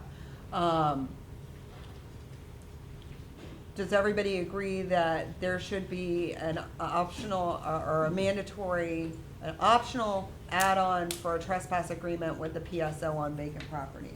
Yes. Yes. Does everybody agree that there should be mandatory notification? Hold on a second. When you say vacant property, just talking about rentals or talking about open land? I think you need that. It would I know it's coming up the Check next that page. for Develop. trespass. Just It- development, It's okay. something, Sheriff it's needs something that that's, information. I'd say both. it's either developed or undeveloped, but not occupied. Yeah, Yeah, yes. that's a big problem It in is. District 3 And 5. It's and fine. 5. Mandatory would be, it would just be, the benefit that comes with registration is notification of warnings, violations, PSO code activity. Is that correct? That's just Yeah, and I part just of wanna the say. service that the county is That's a gonna cost. give. There is a cost associated with that. When you notify and warn somebody, that has to be recouped in some form or fashion. And then the last, I'm skipping short-term rentals for now. Minimum standards inspections, we have, it's too staff intensive for current staffing levels for us to do some annual rental inspection. We rely currently on a system of complaint sweeps and targeted inspections for high return projects. That's what we're doing right now. There are some other options where you could require self-certified. Yeah, I've looked at it. You could require a third party to come in and look at the house and check it off, not hearing any big drumbeat from the commissioners if, you know, to require the landlord affirmatively to go have the house inspected. Am I wrong? As a percentage of total, I think that is not a big number, so I hate to put that, that burden on the Alrighty. majority. Trespass agreements. They're currently done on an ad hoc basis, usually suggested by the county or the sheriff's office for all vacant properties, whether developed or undeveloped, optional for owner. We certainly want to encourage them and make it easier for them as part of the registration process to enter into that trespass agreement. So we would add an element to the registry to educate owners about the trespass agreement option. We would upload the trespass agreements into the registry. As we said before, it would remain optional. And I think that it's gonna work best when it's integrated with the registry contact info and local agent property management info. Trespass agreement is very important to the sheriff's office. Right, When you have deputies go to that property, they need to be able to do something. right. Christie, Yes. I want to go back, I want to ask you a question about the previous slide, and just on your experience and Patrick's experience, and maybe the sheriff's office experience. I know that we have seen, especially in mobile homes, that deteriorate over time, unhealthy living conditions in mobile homes of a certain age. And so do we want, there could be a trigger maybe for, and I don't know what that number is, and I defer to you guys, if you think that if there are mobile homes that are past at a certain age where we should inspect them. Because I saw that picture of that toilet that was being held up only by the pipe and no floor with it, and someone was running that to someone. And here's my suggestion. Let's stand up the registry without any affirmative inspection requirements for right now, and then consider whether there are certain things that should require inspection, whether they're older mobiles, like you said, or whether there are vacant commercial properties that we haven't been in and haven't seen the inside of for 10 years, well, but they've been vacant, that sort of thing. I mean, We hear of it, you know, I have people who write me that they're renting a house and it's full of mold. well, and right now, the way we're handling that is, we get those complaints from the tenants, and we go in and we do a minimum housing inspection, and, or when they become vacant and they're unsecured, we go in, and most of the time, they meet the criteria for demo. Okay. Sheriff, Chairman, I was just gonna agree, Christie, is that, you know, just keep on the path of the registry, like, and then we go into other things Fine-tune. further on, like, you know, violations and, fees for the violations, keep that separate. Short-term rentals, I'm gonna very quickly, tell you that, Can we go back though? I wanted to jump on that trespass agreements. Mr. Chairman? yes, Mayor. So, you know, along US 19, there's a lot of people, and I hear stories of people being bussed up from Fort Myers, Sarasota, Pinellas, et cetera, and they're coming to Pasco, hanging along the US 19 corridor where they can get fed here, fed there, et cetera. And Sheriff, we talked before about if you guys going into a homeless area, and you're going into the woods and the trees, et cetera, it's not safe. And we talked about having like an 8-foot high clearance. We put something together from another county where they had an ordinance where you kind of clear away Brazilian peppers and Australian pines. I think it's a good start to say, okay, if we're gonna get a violation that we add in on these vacant, undeveloped properties, that we're gonna make you put a trigger, the fine will be that you're gonna go clear out that property to make it safer for everybody to go in and And we should be doing that to our own property. Keep reminding, we want our property grubbed. so we want to see, Upstate, so we want to see that put in there, I think, as well, that it's gonna get cleared, and I think tying in that ordinance, I know Commissioner Stein, county attorney, I don't want you to get paid. Just got demoted. Our county attorney said he was worried about the cost involved and what's gonna make a trigger, but I think that's the appropriate trigger, and that's one of the things I was trying to look at is as far as the benefit. I think our concern with that is if the property owner doesn't do it and code goes and does it, we don't have the money in their budget This and we'll is never where get that the money fee back. comes in. That's the challenge. I mean, we looked at the same thing with the golf course thing, is there's not enough money in their budget for them to maintain a golf course that isn't meeting the standards for maintenance. So that's the challenge here, and we would never get that money back. We would lien the property, we're the lowest priority. The county would never get that money back if we were going to go in there and grab all the property. That's our challenge, is we don't have the money to do that. And again, you put it in the home, you put it on the landowner first to go do it, but I mean, it's a problem. If you don't do it, you're gonna continue to have the same problem over and over again. We've got to go and do something with this, and I think the people would say, you know what, for this homeless population that's deteriorating, I mean, drive up and down 19 in the morning, go watch what's going on there. People wanna see some action here. I mean, we did coastal cleanup the other day, and I got a call from a lady, in fact, I sent the email over. She was doing cleanup down at Leisure Beach, and the homeless, she saw her down there, she's worried about the trash, the feces Needles? that go in the water, and I will tell you, Needles? we just cleaned out the Beacon Woods, across the canal from the Walmart there, and we cleaned that out. You got towels that are alongside that canal, you got all sorts of trash that was in that canal, and I will tell you, I've got many calls from people down that canal going out there, talking about feces that's in there from the homeless population. So it's something that has to be addressed, it's health and safety. Mr. Chairman? Sure. And I agree, Commissioner Mariano. The only thing I would ask is that if we can keep this just on the registration and then do a comprehensive plan, you know, as we look, you know, as we address homeless issues, or and that's actually, you know, besides being homeless, it's an environmental issue that we're seeing out there. So I would just ask, and we'd be happy to be a part of that, but if we kept this separate only because, I just want to kind of bring out some. Oh, no, I think part of the you're reason I want to have right. that Yeah. in there, but I just want to tell you these other things that we're working on as well. right. So optional uploads would be, we would love it and would provide,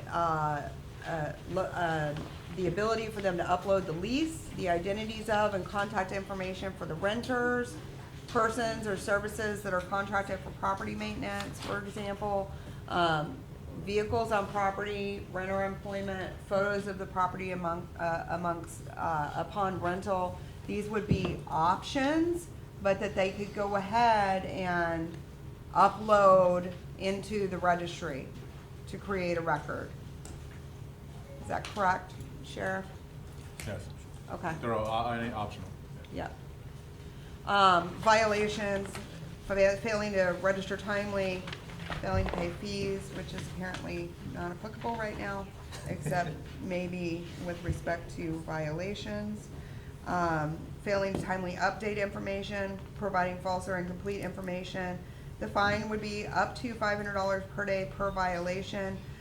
That's something that the board eventually will have to settle on in the process of enacting the ordinance. We'll have to update the uniform fine schedule. And then, again, this registry will require the officer or director or managing member to give their information, so when the property owner is an entity, we have a person to serve legal notices on. The logistics, what's next? I will modify the draft to reflect the discussion that we've had here today and my understanding of what a majority of board members want.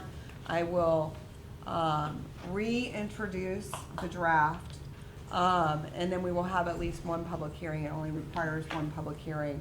The effective date, I would have to defer to whoever is managing it as far as what lead time you need. In the meantime, whatever lead time is being given, we would ask, for example, utilities to do inserts into bills or somebody else and generate some sort of educational proactive mailing.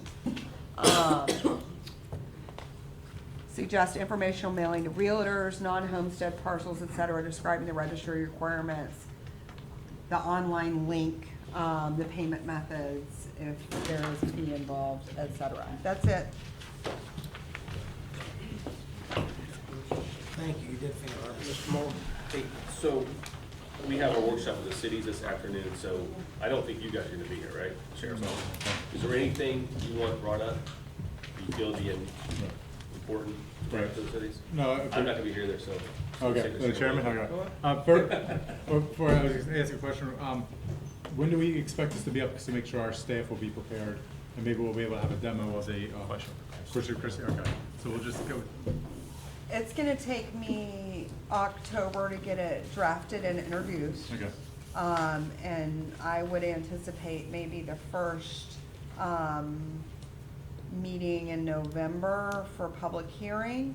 But as I said, the effective date could be sometime in the future after that. Okay, I just wanna make sure we. So if we wanna make it November. effective January 1st or effective March, whatever, I'm gonna defer to y'all on what the effective date should be based on whatever your administrative capacity is to get it set up. No, yeah, we'll get an answer, we're just looking for the date of the meeting, so maybe we have our IT staff and show you a presentation.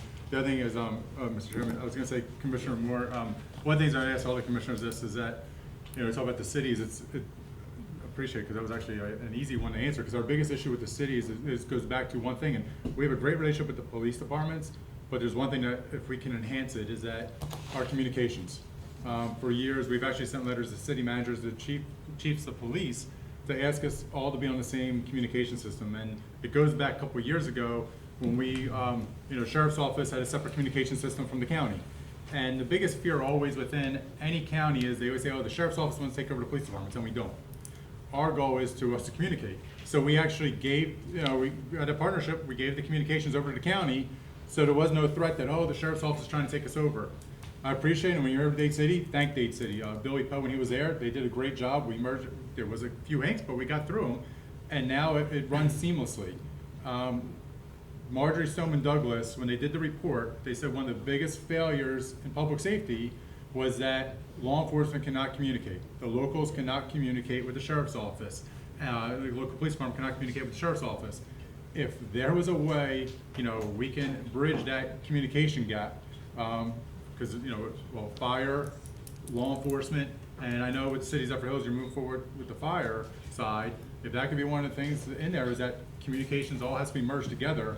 But our biggest failure we will see, if God forbid something bad happens, is a failure of communication, especially for a municipality city that has a school in their district, and we're not able to work together. And I know everybody always says, oh, you can just turn a dial or two on your radio and it'll fix everything. Well, when bullets are flying, critical decisions have to be made, and people are bleeding out, you don't have to worry about looking at your radio to turn the dial. You want to just be able to press the button and we're all talking together. So if you could bring that up and encourage them to move forward on it, we greatly appreciate it. Okay. So we had that discussion a couple of years ago, and I thought everybody was going to be on board. Wasn't that what was I supposed to thought the happen? same thing when we talked about Well, I the think antenna you're system. Dade City. talking two different things. You're talking the radio system, I think everybody's on the P25 system, but it's a matter of, Be on the same channel. Being able to it's a talk matter to of, we have different 911 call centers and different dispatches, dispatchers, right? And so we only do it for Dade City. Yeah. We don't do it for the other well, in St. Leo and San Antonio, but, you know, So it's we like don't do it for Zephyr Hills, Newport Richie, or Port Richie. Those calls get transferred to their communication center. When we get all their cell phone calls come to our communication center, and then we have to transfer them, and anytime you're transferring a call, there's a risk there, and so those are the three we're working on, so. And the other one is, the problem with the county administrator is that if you call from a cell phone, you're in a municipality, it goes to the county. We get it. And then you have to transfer it We back. transfer it back. So. Wow, it takes time. Yeah. Yeah. Okay, All right, good point. so that's everything? Yep. Well, on this one, we have another We have topic. another one, we got a, Try to get I at would- least. I'm not. I'm not. all right. Sorry. We'll transition. We got the next issue now.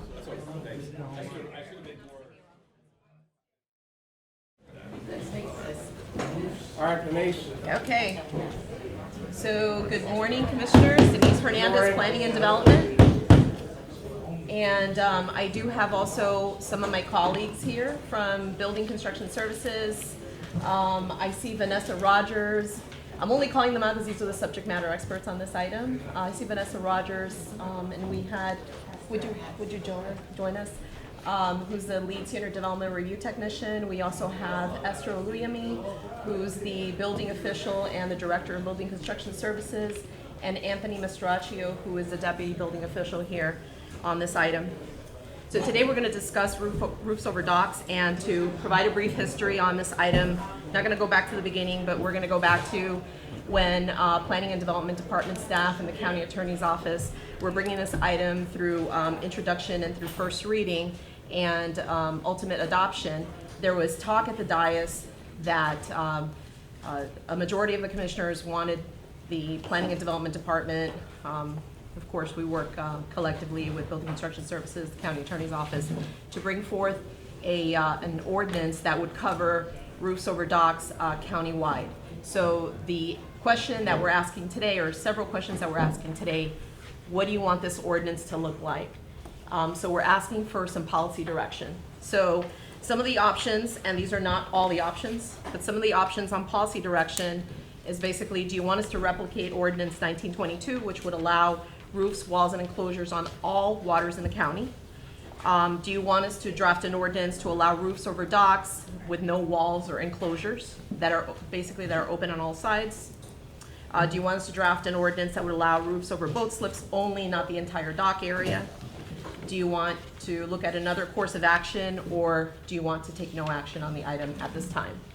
Have some handy dandy photographs to show you as to what some of these things can look like and do look like. These are some photographs. Some are from Pasco County and some are from Manatee, Sarasota area. So just showing the first one, that's a detachable awning cover over a boat slip. The next one is a gable roof over a boat slip and a dock. So that's not only covering the boat slip, it's also covering a portion of the dock. The next one is a gable roof over a boat slip and a dock, and a flat aluminum roof over the boat slip. The following one is a roof over a dock. It also has a boathouse and a sun deck. So this is where it's enclosed on many sides, and then there's a sun deck on the top. Next one is a hip roof over a boat slip and a dock. So it covers not only the boat slip, it also covers the dock area. So folks can maybe have like a picnic, or maybe some chairs, some lawn chairs. It increases the usable area on the property. The following one is a detachable awning cover over boat slips. So what happens is that this awning comes in with like clips and it's removable. The following one is a gable roof over dock there's no boat slip on here. So as you can see, they're using this as additional entertainment area outside. So you see there's a table and some chairs. Following one is a canvas covered boat slip, awning covered boat lift, flat aluminum roof covered boat lift, and a flat aluminum roof covered boat lift. I just wanted to provide some examples. I mean, there's a lot of other things out there as well. You'll see something similar to the first one, which is a roof over, no walls, but a roof over a dock, and then an elevated, like a sun deck on top. That's also things that you see around. So just wanted to get the juices flowing and ask the commissioners what to provide direction. And again, just to give you an idea of some of the options that are out there. Do you want us to replicate the ordinance as we did for roofs over docks with walls and enclosures on what we did for private lakes, inland lakes? Do you want to do that, replicate that countywide? Do you want us to draft an ordinance to allow roofs over docks without walls or enclosures? Just thinking of the visibility thought process that I've heard some folks talk about in the past. Do you want us to draft an ordinance to allow roofs over boat slips, not the entire dock area, no course of action, or another course of action, or no change to the current status? Okay, Ms. Starkey? Well, I'm gonna start off as a person who lives on the water and has boats on the water. There are so many reasons why I think this is a bad idea for communities like ours and coastal communities. And I have my civic association folks here, and I know there are some from other communities who do not want this. This is my view. We took this the other night. this view would be obliterated if everybody put a roof on their dock. The only view you would have left would be straight out. And I live on the open water. If I was in one of the canals or channels, I can't imagine what it would do to their property values and the change in quality of life for them to sit outside their backyard and enjoy the reason why they're on the water, which a lot of that is their beautiful views. Second, it's dangerous. These things can go flying. Just take a look at what happened in the Bahamas. I do a lot of boating. We took our boat to Bimini this summer. We went down the intercoastal because it was so windy, and there are very, very few places that allow roofs on docks, and I think safety is certainly one of them. And I can see it on a lake where you're not subjected to the wind like you are on the coastal areas, and also the lot sizes are different. So you're not wrecking your neighbor's view. We have a rule here in the county that you cannot have a fence higher than 4 feet in the first 15 feet back on your property, and that is to protect the view shed of each resident. And so why would we have that rule and then allow you to block the water view with roofs over your boats? If you want to cover your boat, you can cover it, put a tarp on it. And boats come with covers. But most boats are made to be out in the elements and don't need to be under a roof. So I just think that this is a very bad idea, and I hope that it does not move forward. Sharon? Mariana? And I sympathize with the people at Gulf Harbors. I mean, they spoke very strongly how they don't want to see this happen. And woodlands and landings. Yeah, oh yeah, the whole area. So I don't want to do anything that's going to interfere what they've created. I mean, they've got a tremendous area, great quality of life, and I don't want to interfere with that. If there's a way that we can take care of the other areas, such as up in the Hudson channels, et cetera, that do want to have that option, and we can talk in the details of far that, I would like to explore that. But again, I don't want to affect what's going on with the landings, the woodlands, and the harbors. The areas you're talking about up in the Hudson, they are not HOAs or anything like Gulf Harbor? No, really don't have any HOAs up there. What about an MSBU type situation in some of those Actually, Sea Pines communities? is though. Sea Pines is, I think, is probably Rainbow Lakes has one as well. If they don't have an HOA. Leisure Beach, Yeah. I think they've got one, so. MSBU's are a financing mechanism, Yeah. they're not a regulatory mechanism. Is there any kind of regulatory mechanism we can do for a community? That, because wouldn't a deed restriction, would it supersede the county? Wait, A valid deed restriction is always enforceable regardless, even if the county has a lesser regulation. A deed restriction which is more liberal than a county ordinance would not be able to be enforced because the county ordinance would control. But if you had a stricter, valid deed restriction, it could be enforced in lieu of the land development code. I just, Mr. Chairman, just making a comment. I was trying to Google Earth something here, but the lakes was one thing. We had a large number of people that came out, and when that, again, we talked about a few sheds, large pieces of property, obviously different story. Again, the fear I've heard from some of the residents in the waterfront communities, again, is that view shed, but especially the people on the canals, because they don't have much. And then there's obviously the safety issues too. So I was trying to pull it up now, but there's really no way to put it up there. But if you look at some what I think about some of the, think about some premier waterfront communities, i.e. the Keys. I go to the Keys a lot. So Islamorada, Key West, Marathon, all those areas, you don't see them on them. I mean, they highly regulate that. I used to have a place over on St. Pete Beach, and They didn't allow them on any of the canals in that area too. And a lot of these people have, you know, $1 million plus boats. And without, I think, just again, my opinion, I'm not the commissioner in the waterfront districts, so I don't hear as much, obviously, as much as you guys, because Commissioner Wells does too. But I think going down the road in the future, you may end up, if you start allowing them, you might end up with some blighted situations too on top of this, where you're gonna have some roofs that are, you know, people aren't gonna take care of in 5, 10, 15, 20 years down the road. We're gonna run back into, you know, not only blight in front of the houses, you're gonna have a lot of blight behind the homes too on some of these canals with them not being kept up. Just a thought, in my opinion. Mr. Wells, we've been talking about, you know, roofs over docks, over boats actually. And for the coastal area, which you and Mariano and Ms. Starkey all are part of that coast. So we tend to favor, you know, maybe what y'all see out there rather than we're on the other side, we don't have water like that. So, lakes, it seems to be fine. I have a place in Homosassa, I have one on mine on the river. It doesn't obstruct view or anything, so it's a different view. Well, let me ask you a question. I apologize. That's all right. So what's the difference between it being on saltwater or freshwater? You're saying there is a difference?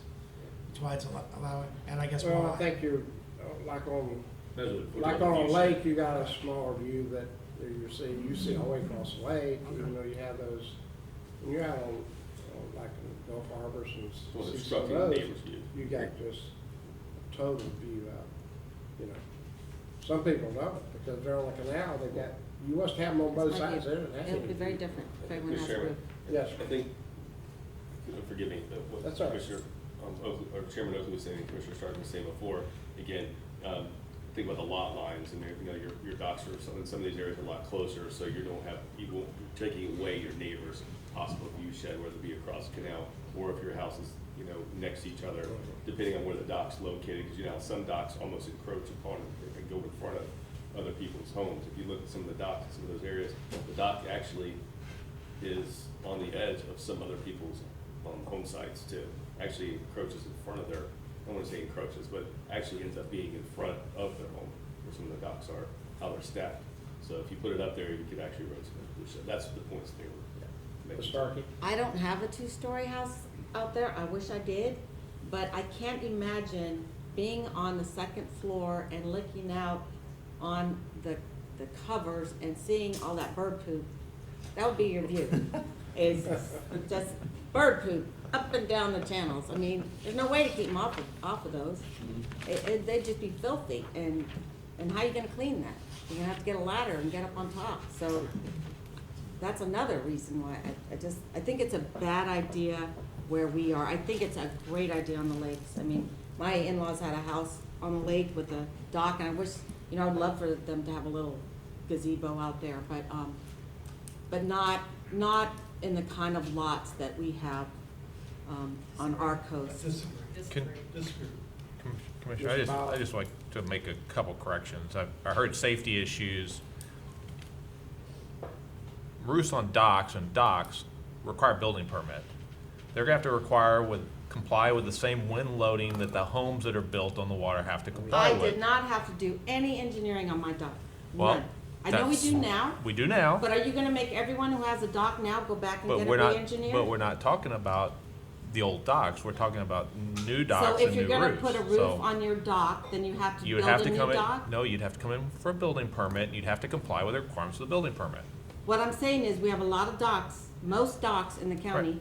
I would say there aren't any docks in the county that have been engineered. What, my point, Commissioner, is that if somebody wants to put a roof on dock, if the board makes a policy decision to allow that, if somebody wanted to put a roof on a dock, they would have to come in and get a building permit and show how they met the building codes for that. There were no codes when That- those docks were built. Correct, but if you wanna add a roof to it, You have to you're build a gonna new have to dock. come in, you're gonna have to do whatever it takes to meet the I'm code. just saying, there's, So I just want to be clear that we're requiring permits for those things today. And Right. so they That will would- have to meet the same wind loading that a new house built out there would have to meet. But So- you so- cannot, how are they gonna prove? Now, that has they're- nothing to do with view, and, I mean, if the board makes a policy decision that we don't wanna mess with views and stuff, that's a board policy decision. I'm just saying that from a safety perspective, they're gonna have to require a building permit. So that requirement is there. So, just wanna be clear on that piece of it. Mr. Mariano? Mr. Chairman, just for Commissioner Wells, as he was outside, I wanted him to understand what I had said earlier.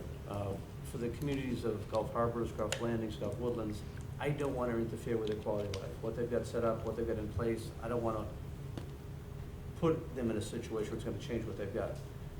If there was a way to take a look at doing it in Hudson and the other areas, I would entertain that. But again, I don't want to affect their quality of what they've got there for communities. They've got a great community, and I don't want to put a negative to that. I do know people in the Hudson area who would like to see it, and, you know, some of those channels are real narrow, and whether there are boats there or covers over a couple of feet, it's not going to affect it much, because they don't have the longer views that you may have at Gulf Harbors with the wider channel, so, you know, I just want you to understand that's my perspective on that. Okay. Mr. Wells? Chairman, and I've, since this, I mean, I've met with all kinds of residents in Gulf Harbors that want it, residents in Gulf Harbors that don't want it, residents in Hudson that want it, don't want it. There's a lot of places in Hudson that have them already. I'm assuming they must have got done before they were grandfathered in. And I've never thought twice when I go by on a boat or I'm visiting somebody's house that it's obstructing my view shed. I know you talk about bird poop, but you're gonna get that on the T-top of a boat or in the boat anyhow. Denise, let me ask you a question.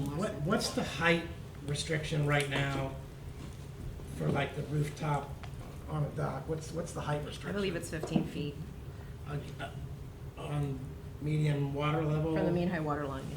Okay, and I guess my thing is, we don't even,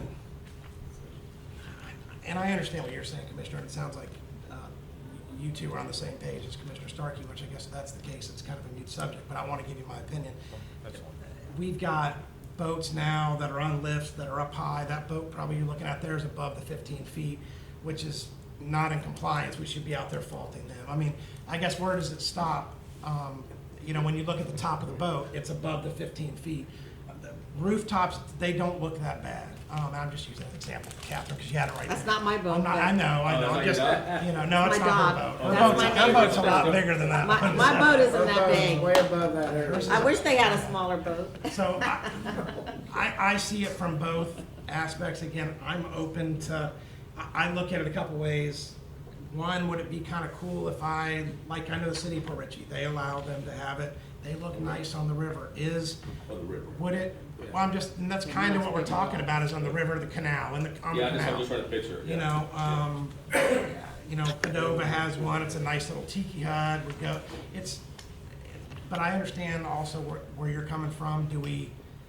Could we do it and, I don't know, the way the view sheds are, they're not allowed, the way the houses are placed facing west, they are allowed, I don't know, but I think that it's an option that, I personally think it should be the same as the freshwater. I've already said that. There really shouldn't be any difference. It would just make it easy across the board.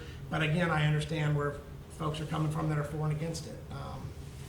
I think it's also nice to protect your boat. If you have a cover over your boat, it definitely, and you know, a boat's very expensive. You leave it sit out in the sun, after 6 months, you gotta get new upholstery because it's all worn from the sun and everything else. So I get that as well. So Oh, you have a tarp. well, but I don't even know if we're allowed to have tarps on. I'm sure it's probably against our policy. Oh, throw it over the boat. You know, so, but again, I don't think, we're not enforcing the 15 foot now. That's not very high. I don't know what you mean by 15 feet. The highest a roof can be on a dock is 15 foot above medium. Yeah, the mean high water mark, yeah. Yeah. The highest, what do you mean a roof on a Yeah, dock? the dock can't be more than 15 feet above the mean high water mark. The dock itself. Yeah, but the height limit Not the also dock. applies to lifts, pilings, boat roofs, walls, enclosures, and other attachments. No, we don't have It anyone doesn't- in Gulf Harbors. It doesn't say the, We have one guy who says it's a dock when it's a deck.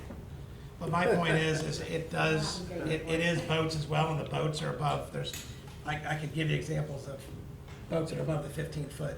I don't like that there's walls in here because I think that I don't know why we want to put walls up. But if it's something that's done correctly with four corners, and I personally don't think it blocks the view much, but again, I appreciate everybody's opinion on this, so I'll just leave it at that. I think, I've heard from four. I don't know if I've heard from the Well, chair. Well, I don't think we I'm made on, that. I'm We give on a them river, direction, I don't but- know, Well, I've heard two different directions, so, yeah, but from two of, on a two. river like I am at home on the south side, it's not a problem. A dock, or a roof on a dock over a boat, I like it, cause I wouldn't necessarily have to have a cover on that boat, but that sun beats and really makes damage on boats. I would imagine people are here just for that, because that damages sun in 6-8 months.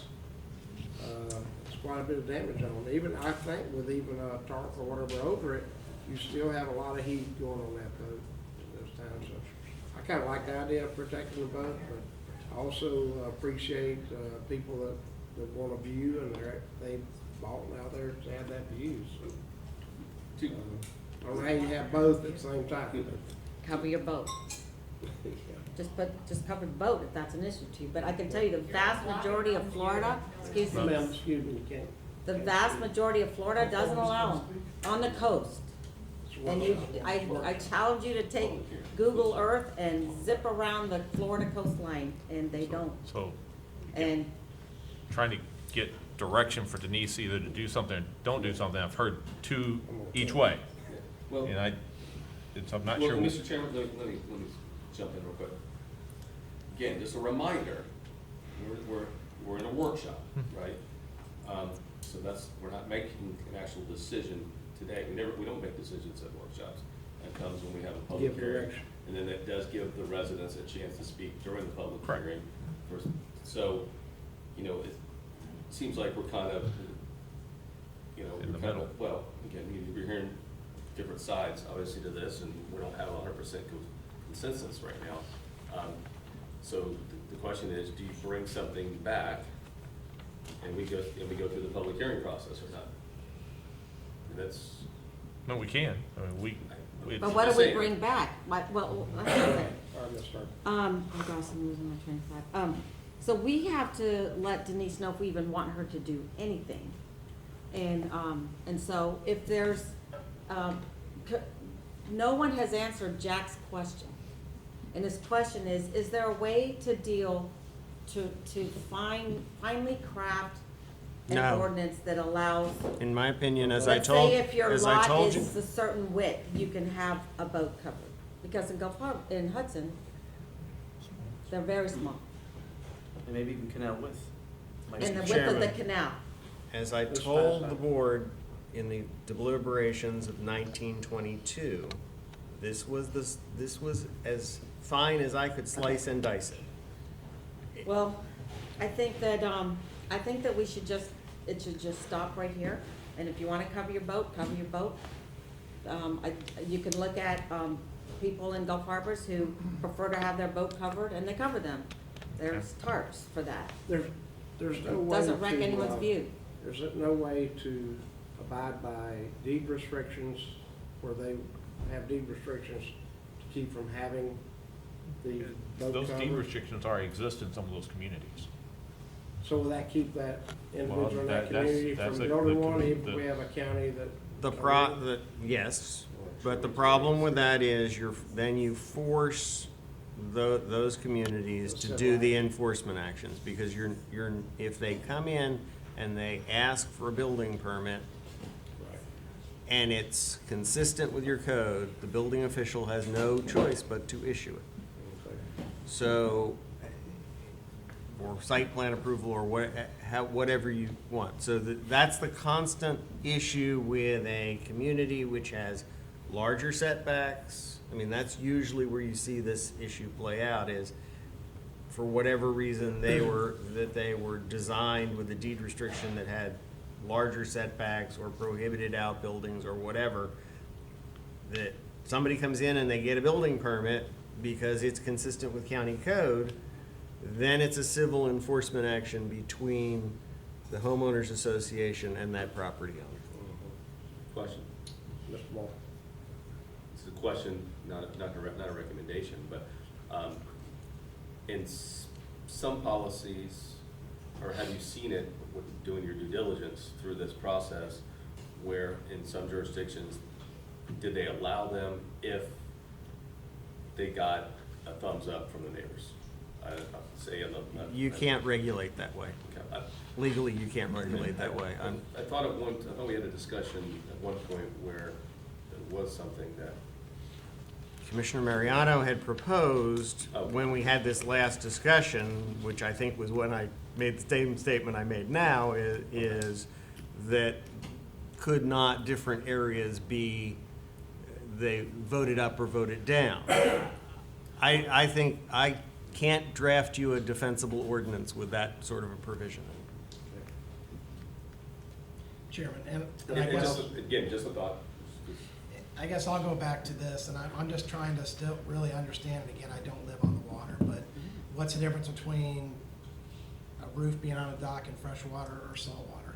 I don't see the difference. I think your view shed behind your house, looking straight out from behind your house, is the same as it is on a lake. I mean, could it be obstructed if you're looking, trying to see the sunset, you're on a lake and you want to look to the west to see this, you can't see it because somebody's got a roof, that's okay.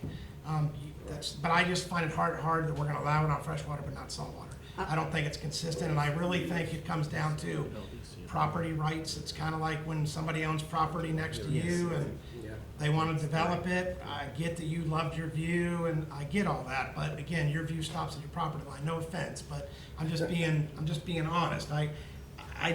Again, I've heard as many people in favor of this as I have against it. So it's not like everybody's coming to me that's against it, and no Gulf Harbors is. And Gulf Harbors And I, and you know, Redlands. but other folks that I've talked to, and again, I would like to have one. If I lived on the water, I would want to have one.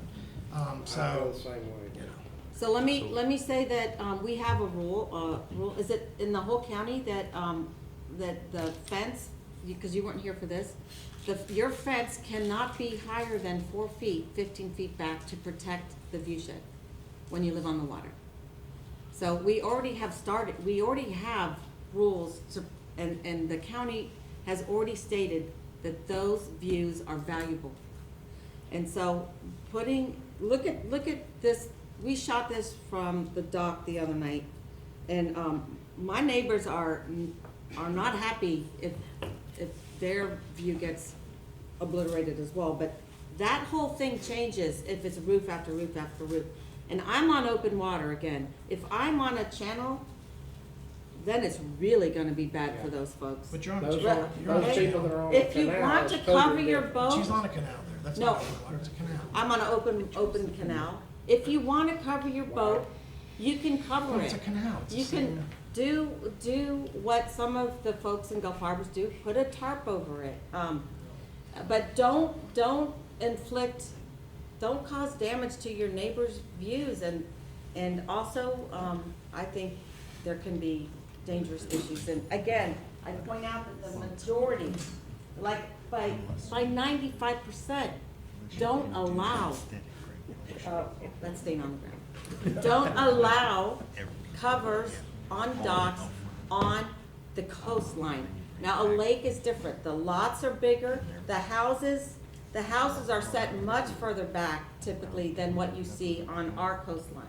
If the house, but our houses are right up there, so that makes a big difference in that whole atmosphere. A lake, a river, your house is not sitting on the channel, I would guess. You're sitting back. I'm in the mouth of the Yeah, canal, so that is where another way that it's different than, a lake, or a river. I mean, I saw some on the Manatee River. It's really wide, the docks are really long, and the roofs are out there at the end of the dock, not bothering anybody. If it blows off, it's probably going in the water. That is very different physical situation than what we're dealing with on our coastline. So Mr. Miles. I still haven't heard Well, three, you've heard two, one, I haven't heard there's consistent. maybe Well, two, but I've also heard and maybe three. allow everything. So, this, if we drafted something, we'd bring it to a, asking you to, if we can move forward with it, and then it'd go through 3 public hearing processes. So, Plan Commission and 2 in front of the board. You gotta speak up. So. We gotta see if we have 3 that want it to go to a draft form. Mr. Chairman? Yes. When I look at your picture that's right there, there's a boat lift, but there's no boat on it? Or is that, am I looking at it wrong? Because there's a boat that's a little bit further down. Yeah, my little So- jet boat is in North Carolina at the Crumbly's house. Does The it have little a- jet boat we does it have share an A with in the name Crumbly's. mailbox? It's about, yeah. All right, so if that boat is there, and it's up on the lift, it's blocking your view? Or whatever goes up on that? Yeah, but the roof is up here. See, it's here and here Yeah. and here. This whole piece is gone. That- Okay, so here's what I'm looking at. If you have it set like that, and a boat lift, when it goes up there, Well, I that's... wouldn't have it up that high. All right, but maybe your neighbor might if it's in the parameters we have. So if it's gonna be at a certain height, now, can you put that Yes, of screen back up? Sorry. Go back for me. When I look at the top left picture, see how the boat's sitting down low? And the dock's like, the cover's up real high. If Yeah, it was... this whole piece is gone. This whole thing. I know, just... If everyone just- does it. I know, just let me go a little further. If it was gone and that thing was like pulled down tighter to it, and now it's only like a foot over, and maybe it's flat or whatever it may be, with now the view shed is... You can't get in the boat. Well, obviously with that height... You wouldn't be able to get in the boat. To get in, I mean, allowing for that little bit of height, I don't think you need that much height. So, Because you anyway, get in the, on these lifts, you know, you get in the boat and then you go down. So that, the roof has to be really high. And so I'm telling you, you're taking out the world all with right, these so roofs. let me just, like floating that up there, let me float up, just one more thing to go take a look at, you mentioned as well. Yeah, floating, no problem. Lot size, canal size. And I don't know what parameters are in the Gulf Harbors, Landings, Woodlands area between those canal sizes. Could you take a look, and this would take some research, Denise, go look at how wide those canals are. Go look at how deep the lots are. And if you, could you differentiate with parameters if a lot is only quarter acre or let's say smaller than a quarter acre, just picking a number. And if a lot, if a canal depth or width is less than 90 feet or 100 feet, again, just throwing numbers out there, if there was a way to devise what's in that area compared to what's in maybe the rest of the county, could that be looked at if you could get those parameters, if it mapped out where those parameters may have some boundaries that could work? If you can do an aesthetic regulation Mhm. that considered those things, Mhm.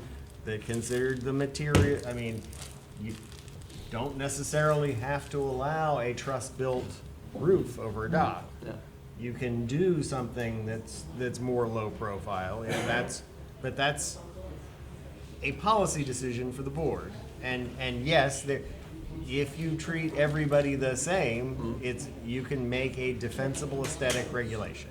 I mean, I wouldn't mind taking a look at that, and that's gonna take a bit more time to get that looked at, but if there was a way to go do that, because I'll tell you, when you're in those narrow canals, you're looking at a boat anyway, and you're looking at a house anyway. That's right. I don't think Is there's a there, difference between is there that. something like that now somewhere in the state, or maybe they don't put those kind of requirements on it? So, I don't know, I have not come across one that is a aesthetic, well, I have come across, Collier County has aesthetic regulations on covers on their boat docks. They only allow canvas, I think it only allows blue, you know, there are a bunch of aesthetic regulations they've adopted. I don't know, I have not seen a jurisdiction that allows them only in certain areas. It's an all or nothing proposition where they regulate the canopy or the roof. That doesn't mean that something like that couldn't be designed, but I haven't come across one in the couple of years that we've been working on this. Mr. Wells? Denise, you may not know this answer. When it comes to our building code, I'm just trying to get an idea of the 15 feet. So if we allow somebody to put davits in on a dock, do we make the top of that electric davit the 15 feet? Is that what they regulate it to do? Like, you know what I mean? To That where would be they land- know what the height is? That would be land development code, not building code. Okay, sorry, land development code. Do we know if that is the case? I'm not So, sure I like- understood the question, I'm So sorry. like the davits, where you can see that, Yeah. you know, like the one Commissioner Stark, you had the picture where you could It's not clearly see- 15 feet. Clearly see the davits is above the median water line, so not your property line, the water line. Is that would, it would be in there to allow it to only be 15 feet, obviously, correct? Well, it's a current code, that's what the current code says. Would we say to build it at 15 feet or up to? It says a maximum of. Maximum. So you could build it lower. But the water level they're talking about might be 2 or 3 on. It is, on in your the property. hurricane, yeah, it is. How your property down. That's the average So height you're one. talking about 12 foot above that, at the most. Start. The Gulf Harbors Civic Association folks remind me that based on past experiences in Fort Lauderdale, Mexico City Beach, Mexico, what other communities? Yeah, they are changing their requirements to disallow the roofs over the boats because of what has happened to them in hurricanes of the past. So they're stepping it back the other way.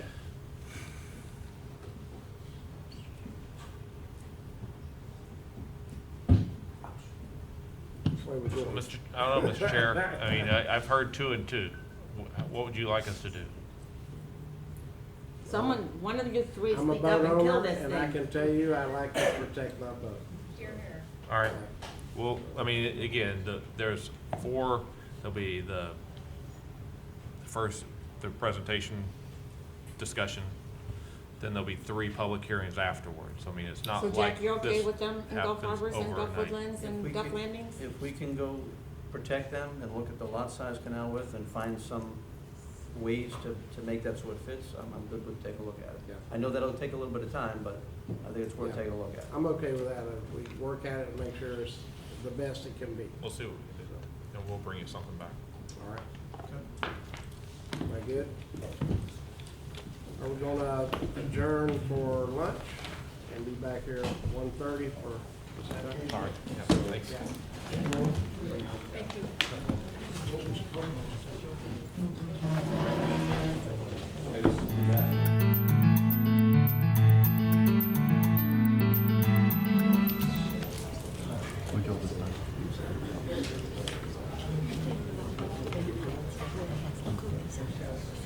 I'd like to call, good afternoon, everyone. I'd like to call back to order the workshop agenda for today, September 24th, 2019.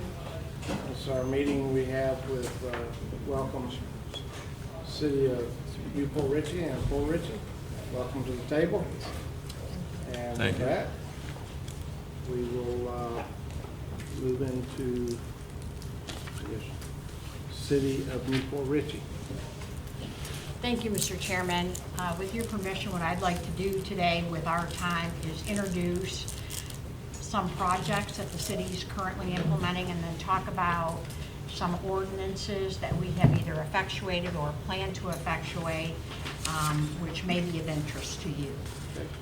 From the city's perspective, my mayor and council have been pretty committed to the philosophy that the downtown district very much can be an engine that drives the city. In that regard, we have had 3 principal projects that have served as impetus for new development in the downtown area. The first is Sims Park. The second is, and that was completed 2 years ago. The second is the Hacienda Hotel, which it was vacant at the time that the city purchased it.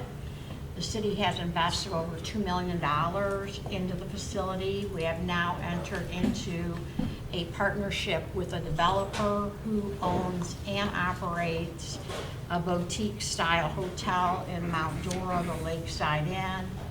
At the conclusion of a $4 million investment on his part, the city will transfer title to the property and he will then be operating a 42-room boutique hotel.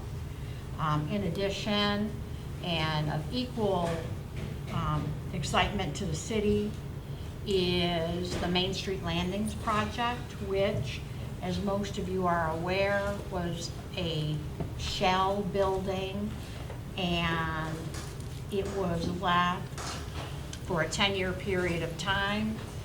My boss has told me we need to finish that project, and so we were able to get the developer to come back to the table. At its conclusion, there will be 10 retail spaces on the first floor, 82 apartment units. They will range in size from 850 square feet to 2,000 square feet. The rent rates are about $1.50 a square foot, and it collectively will represent a $25 million investment in the city. So we're very proud to tout that as part of our success story. And I think all of you are familiar enough with the downtown to note that there have been considerable changes in the character and the culture of our downtown in the last 5 or 6 years.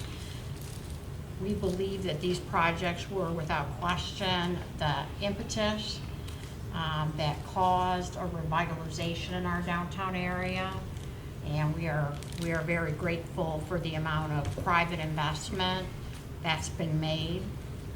In terms of some ordinances that we have put in place, in the case of a motel ordinance, I thought that would be of interest to you. We're moving into US Highway 19 now that we've been able to accomplish some of the set out objectives of the mayor and the council in relationship to the downtown area. And what we found out was we had a concentration of motels in the downtown, and that many of them were housing almost principally in transient clientele. That served as a deterrent to some positive economic development and growth in the city. We have zoned out motels, so motels now are a non-conforming zoning use. We do allow hotels on the US Highway 19 corridor, and additionally, we have restricted the percentage of rooms that can be used to house transients, and that rate over the course of the next 3 years changes to a point that the business model of the operators will need to change, because they will not be allowed to rent to permanent residents as a rule. This is important in a couple of different respects. Not only is it without question a deterrent to positive economic development growth, but secondarily, we found that the practice of the property owners was very predatory in nature. And that left a lot of people being treated unfairly. In many cases, people were asked to sign over their only source of income to the hotel operators. In some cases, it was a welfare or a social security check, which left a lot of people without some other tools to attend to their needs. The other ordinance that's under consideration by the city that I thought might interest you relates to car dealerships. We have a concentration of them on US Highway 19, which is our highway commercial district. You have some also within the boundaries of the city along US Highway 19. The commonality among them is that they typically overpark cars. They're not terribly concerned about the customer experience, and in some cases they don't even provide customer parking, and they certainly don't have any standard, or a number of them I should say, don't have a reliable standard for stewardship of their properties or embrace appropriate landscaping as a project element. And so the city council has asked that the staff develop an ordinance which addresses the various design elements, and we have done so. We have met with the business owners, and I can tell you that at first, they weren't embracing the idea. In fact, there was some rather spirited discussion with some of the owners of used car dealerships in the city. They, though, have been satisfied because the city did two things. One, we're offering grants to assist them in implementing improvements. Secondarily, we are allowing them to deviate from buffer requirements for landscaping by providing interior parking lot landscaping. And that's a matter that will be considered by the council in October. I'm hopeful that they will find it appropriate to adopt the ordinance, and the property owners would have 1 year in which to comply with the standards set forward in the agenda, in the ordinance, pardon me.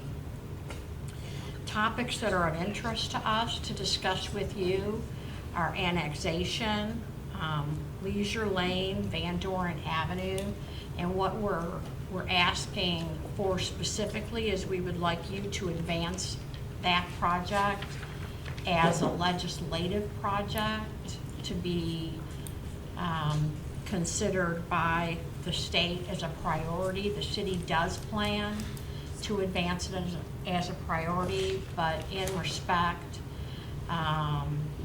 to the proposed project, I think it would bear much more validity if you too went along with the city and advanced it as a priority. The last item that we would like somewhat of a report from, and it doesn't need to happen today, but we need to understand more fully what the county's role is in respect to our homeless population. With that being said, I can respond to any questions that you may have of me. Well, it's gonna come as no surprise, Mr. Chairman, that I really like your used car ordinance. Okay. And, so in the county, we have a used car and boat storage. I think it's called a motor vehicle overlay. What is the correct term for our ordinance? Well, you have a, It's- it's a condition for Euclidean zoning for motor vehicle sales. Yeah, because it encompasses boats and RVs as well. Okay. And it came into being when all those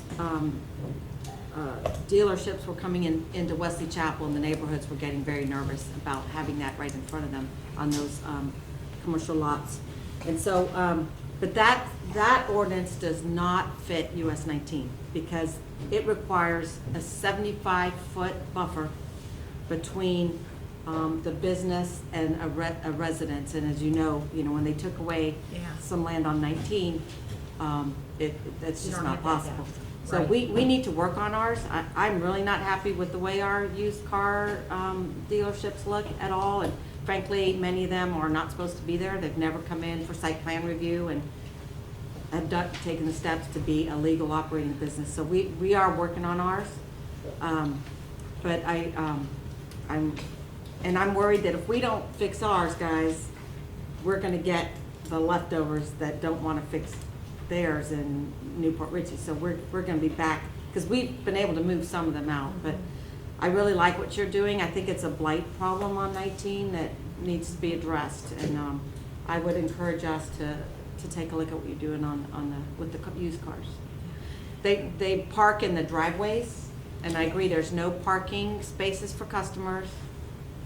And some, yeah, so it's a problem we need to address. Commissioner Starkey, I appreciate your comments, and I do think a unified front is very important on this issue, and I was hopeful that you'd like it, so I brought a copy of our ordinance to share with you in case you or the administrator asked for it, so Okay. I'll be sure to pass Yeah, that along. definitely. Mr. Chairman? Yes, sir. Commissioner Starkey, you and I had discussed briefly, and I'm not sure if the county, while we're on the subject of US 19, has implemented this yet or not. We were talking about signage.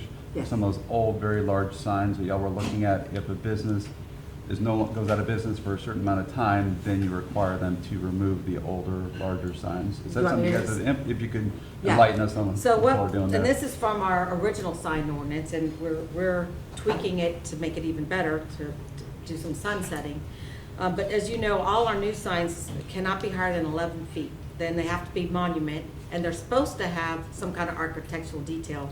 I've seen some signs come up recently that do not have any architectural detail, so I don't know what happened. We have a new sign reviewer, something that the staff county has to look into.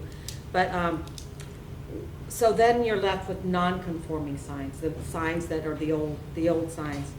And right now, if a business is vacant for 6 months, then that sign becomes non-conforming. It has to be turned into code, and then they notify the owner of the property that in 6 months, the sign will have to come down or be cut at the 11-foot height. And if you notice, at least in my district, which I drive almost daily, and I call them in, and I have other people calling them in, we have removed a lot of the old-fashioned, old, rusty, nasty signs. You might remember that big ice cold air, that square sign that was damaged.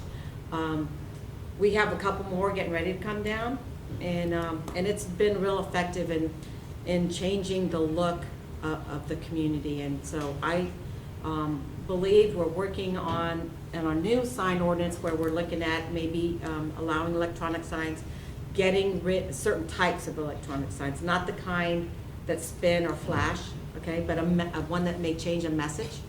And we're going to get rid of a temporary sign, because they are a code enforcement nightmare.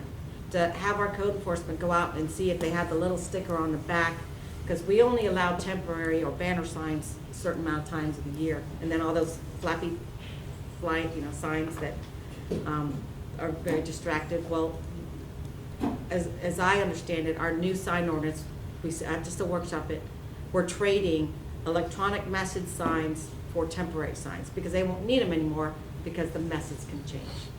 So that's what we have going on with our sign ordinance. And then maybe we should be taking note and working with them, to update our sign ordinance to match their signs, if they'll match car dealerships with car dealerships. Councilman Davis, the staff does have a draft sign ordinance, but I'll coordinate with Administrator Biles to see if there are some things that we can change about ours to improve it. Or twist their arm. To what? We're not So gonna. we're on the same page. Yeah, well, Yeah. yeah, 11 foot is really high, high enough for the kind of speeds that we have. When my ex-husband's in the sign business, so I know more than I want to. When you're on a highway and going fast, then you have a bigger sign. But when you're in a suburban area and you're going slower, and the signs are closer to the road, they're fine to be 11 feet, and many places are even lower than that. That's kind of the way that works in the sign industry. Chair, Mr. Mariano? Go ahead, you're gonna ask about the door. Well, I have to touch on that, yeah. All right, so we'll start with the Leisure Lane Van Dorn. And before I get to that, though, I want to say, I think you guys have done a phenomenal job. Your Sims Park revitalization, that splash pad, we're actually got a county one coming up now, too, so I think it was a great addition that what you've done down there. The lake itself, I mean, you did great using your money that you got from the Restore Act to really spruce that whole thing up. And the downtown, I think, is flourishing because of all the good things you're doing down there. I'm glad to see Main Street plantings coming too, so I want to give you accolades for all that. On the Leisure Lane Van Dorn, the county loaned Habitat for Humanity $500,000 to go buy 51 lots. My understanding is we can actually still even buy more lots that are out there. We've worked with them, they've done a great job taking down a lot of homes, and just being down there yesterday, seeing what's out there is really happening. We've got some great things going. When we had a meeting with Habitat and Commissioner, Councilman Starkey and Manager David Mans, you were both there, and we talked about, I wanted to see the cost that was like $1.5 million, and I wanted to make sure that you guys were gonna look at taking away your impact fees are gonna be part of that, because that was gonna be detrimental to the project. And happily, you came back to me just a little while ago saying you're willing to go do that. I wanna make sure that this project gets done. I don't wanna see it take a long time, and I'm excited about what we have going on now.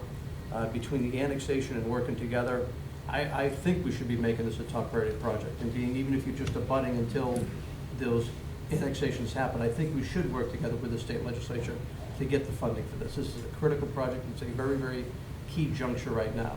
There was one lady who was on NBC News the other day where they were under this tree, which, by the way, I found out the tree that's on that, next to that lady's house is actually, part of it's on the county right-of-way.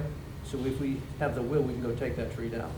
And that'll take a hiding place or a shelter place where they're gonna go. So the lady had to go put up a fence to protect her property. I still think we did channel it in the back. But from what I'm told, somewhere on city property, there's a feeding source that's out there that keeps those people right in play all the time. So that's something we need to work at as far as dealing with it. And that'll, I think, take care of some of the homeless population there. We've got an ordinance we're looking at putting together right now. We're gonna kind of work with our rental registry to kind of incorporate it, but when we have people that have homeless people living in the property, that we make them go clear the property out. So it stays safe for law enforcement to actually go in there and make that move. But I'm happy to talk more about that leisure lane project as far as working together to get that done, because working together, we can make it a lot quicker, and I think getting legislative support. I'll need to defer to Commissioner Wells so he can touch it.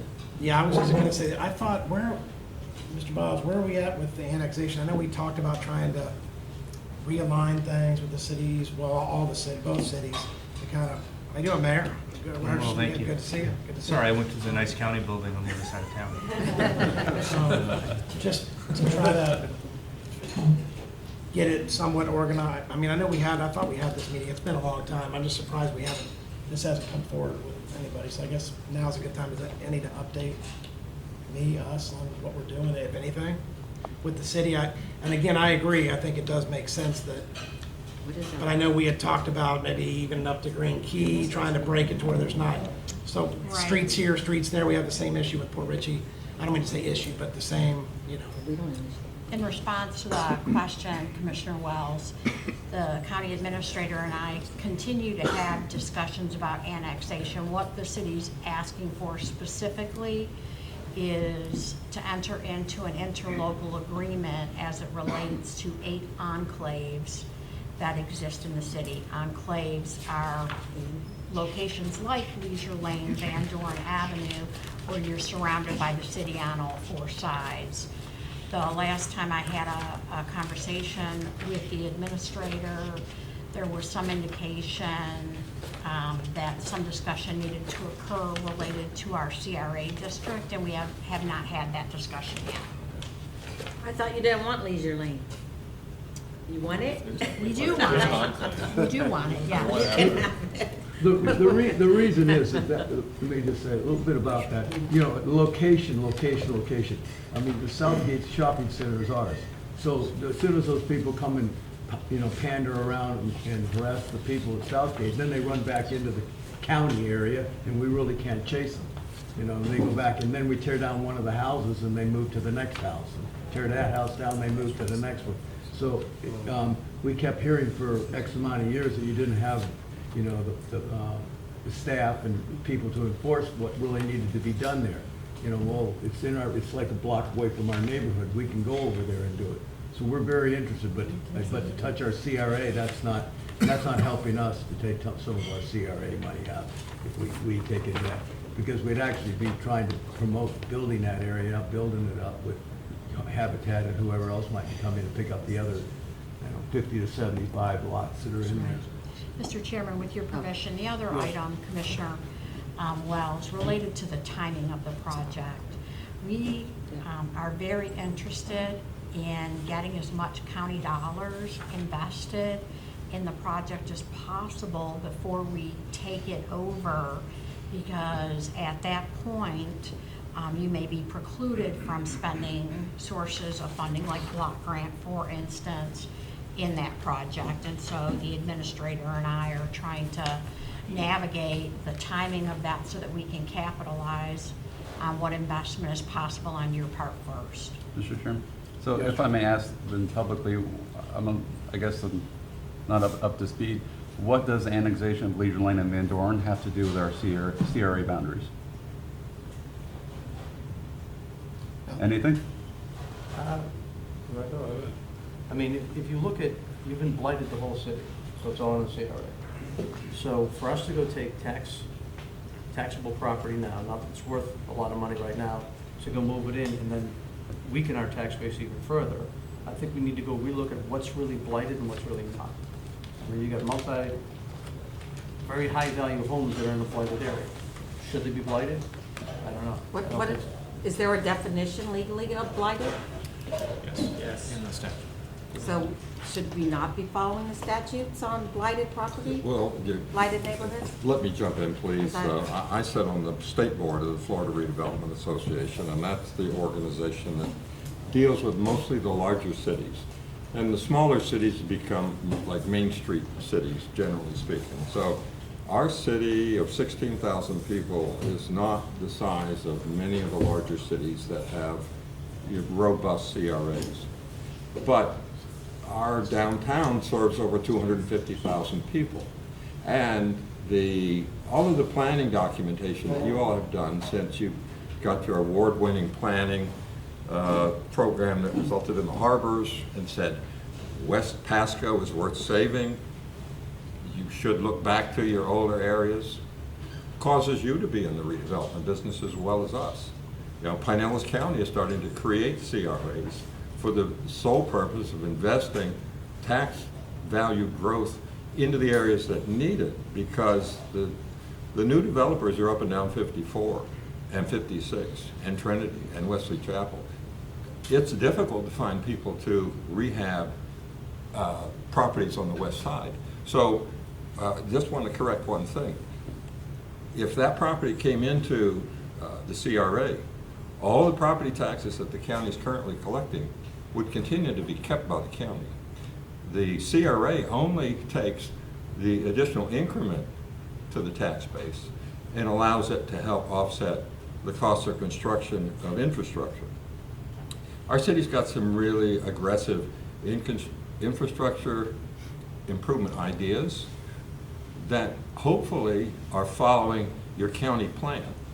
So I appreciate your comment about money being taken from the county, but as a lifetime city resident who's paying right now for your fire station improvements like everyone else in the county, your recreation center improvements like everyone else in the county, who's providing all our parks to everyone in the county for free, and who's providing our library services to everyone in the county for free.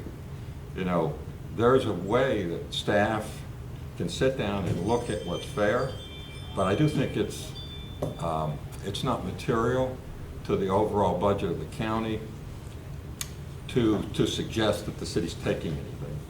You know, CRAs only make money as property values are increased, and that's our mission, and it's your mission. So hopefully you'll recognize that we understand the purpose of the CRA and that we have a big responsibility as a little city trying to represent. When you look at Bay News 9, what do you see? Newport Richie's entry at the bridge. We represent Pasco County as your city on the west side. And Port Richey does as well. And Port Richey and Newport Richey are just right there at the river, right there at the apex of everything on the west side. My pitch to you is there's been the resulting police required needs, code enforcement efforts that our city will have to take place and do. With our meager budget, we're willing to do it. I would just beg you to say whatever we can increase in value in our city is going to be a value to the entire county and ought not be a topic of disagreement. Okay. We're following the law. When we're talking about the annexation, I hadn't seen those property lines actually, looked at them. They go in and out around the city of Newport Richey and also Port Richey, just like they do over in like Jeffrey Hills area in Dade City. Where They're enclaves around both cities. Just, yeah. There's actually a place on Massachusetts, there's two bars next door to each other. One's in the city and one's not. Yeah, we have the same thing on the east side. But when we're looking at all that, we do need to straighten that out and straighten those lines out because it helps everybody do their job better, especially during storms and things that we're getting involved in. When it comes to the CRAs, we need to be sure, don't know if we gotta do the annexation before, but we need to look at those CRAs and ask, I get Newport Richey and also Port Richey, on when the fact is that you're gonna redraw your boundaries so that those areas that are not slum areas or not blighted areas, when you're gonna take them out of those CRAs. That's a question from the county. Mr. Chairman. Yes, sir. If I might, during my last election campaign, I ran into a neighborhood that has a Newport Richey mailing address, but is actually part of Port Richey. In order for Port Richey Police and Fire to get there to service their residents, they have to drive into Newport Richey, they then make a turn and go onto a road that takes them into the county, and then they take another turn that brings them back into Port Richey. It's crazy stuff. We had a lady came up to us at one of our council meetings and said half of her yard is in the city and half of it's in the county. If her husband had a heart attack in the backyard, she was going to drag him to the front yard so that she could call us. That's the sort of stuff that just needs to be fixed. We do rescue. We shouldn't have parcels that are half one, half the other. That's true. And as far as the issue with the community redevelopment agencies and as it applies to Leisure Lane, if you wanted a textbook definition of blighted and slum, you don't need to look any further than Leisure Lane and Van Dorn. That place is exactly what the community redevelopment agencies ought to be spending money on fixing up. The problem within the city, and it was mentioned that there's some multi-million-dollar homes that are sitting in a CRA area, that's correct. But then across the street from them or a block away, there's low-income housing. And it's just a mishmash. And so it's very hard to come up with something that would take out individual parcels. And Chairman Oakley. Well, some of those areas like we're talking about, you've got funds and excess funds sitting in accounts. We as a county would like to know what Newport Richey and Port Richey are gonna do with those funds. Are you gonna return them to the state and I think there's probably 2 or 3 different ways you do that, but we need to know the answer from y'all to let us know. Chairman Oakley, if I may Mr. as well. Starkey. As City Manager Mans pointed out, there's a few enclaves that we're talking about as far as annexation. These are not higher income areas. We're not trying to annex Sea Forest and Gulf Harbors Woodlands. These are areas that are lower income. They're not addressed properly by code enforcement because the county is such a large body that y'all have to send code enforcement all over. We just thought it would be better for the residents of both the county and the city for these areas just to square off. Let us go in there with our code enforcement, get them cleaned up. So I know you're from the east side. I just want to point out that these are not higher income areas, these enclaves. These are lower income neighborhoods with cars parked in the front yards, run down vehicles on the side of the yards. That's the kind of thing you see when you drive through these enclaves. I see some. We have that same kind of issue. I'm sure you in our do. area. And I see some folks here that I was watching on the meeting back by at the county commission meeting last week regarding the Manor Beach area. There's some very nice homes in Manor Beach. There's a homeless population back there as well. There's flooding issues. There's roads that need repaved. And like they pointed out during the meeting, one person may be in the city limits and right across the street, their neighbors in the county. That's what we're trying to address. So I just wanted to point that out. We're not going after high net worth areas with these enclaves by any means. Yeah. What will it take, I guess, Mr. Biles, Ms. Steinhardt, to move forward on these annexation areas to get us going in the right direction? The city has chosen the method of, statute has two different methods. The city has chosen the interlocal agreement method, which means that you all have to sign off on these residents coming in. The other method is that they could take them in if they're, I think it's less than 25 residents, but then they would have to get 60% of those people to agree to it. Okay. So that there are the statutory enclave annexation has 2 different prongs. Interlocal agreement is what the city has tendered to the county. Okay. Mr. Chairman, I'd like to address your question too, also to say that to your request that some areas of our city are not blighted, perhaps don't, in your mind, meet the definition as individual neighborhoods, while the city as a whole may. I'm open to that discussion as well. I mean, we have some gated communities that and the Briar Patch right off of Trouble Creek, which is, I think they manage their own road improvements within there. So if we find some areas that aren't going to get the benefit of some of our CRA infrastructure investments, I'm certainly welcome to entertain, modifying our district as we expand some areas and subtracting some others. What's important to us is that we have your full support, because as a small city, again, along with Port Richey, which is even smaller than us, we need your support to help us to be that catalyst to help the west side change its vibe, and it's happening in the city now, so now's the time to do it. Mr. Wells? I'm glad you brought that up, and that's kind of where I was going with this, is I understood in conversations in the past about this, that you still wanted to keep the CRA citywide, you weren't gonna make any adjustments, but if you're telling me that you're gonna make adjustments to those 8 enclaves and take some out of the CRA and keep those in the CRA, that, my opinion, is what the CRA is for. It is blighted areas. I would be willing to look at that and try to fast track it through, but I didn't understand that to be the case. Well, I'm just one person, and we haven't had that Right, discussion. okay. I'm just saying, I think that that's a dialogue But I that agree we with can you. have. I think we've talked about this quite a few times over the years, and we need those answers, and I think you'll find us, Mr. Bowles? Yeah, well, so the interlocal as drafted by the city, presented to us, authorizes them to expand their CRA to cover all the new annexed areas. And doesn't reduce any areas as you're talking. So that's where the current draft applies. Mr. Chairman? Mr. Mayor? My understanding was our county administrator's struggle was those weren't being flexible to be moved around. So that's willing, as Commissioner Wells says, to grow. You want to have that discussion and go down that road, that's fine. Go take a look at it. May I make a suggestion? May I make a suggestion that you appoint someone from your staff and we appoint someone from our staff, and we look at those demographics from neighborhoods and make a proposal and bring it back to the two of us? Because I think we would all like to see it, where it's not so. That's my job. All right. That's Debbie's job. If it's you two, We've got our then both appointments. of you work on that Well, I and think bring the Elizabeth- new boundary back to us. Elizabeth is helping me on Jeff's side. Okay. Okay. All right, so let's see a boundary proposal. And we're having a Well, CRA, leave that to we're having a CRA meeting this evening, so we can discuss that as well. I understand where the county's coming from, but there's two main issues to look at when we talk about that. Briar Patch is a great subdivision to use. And that's one you could take out of CRA boundaries. Woodridge Estates off of Massachusetts, right before Carlton Arms on the left.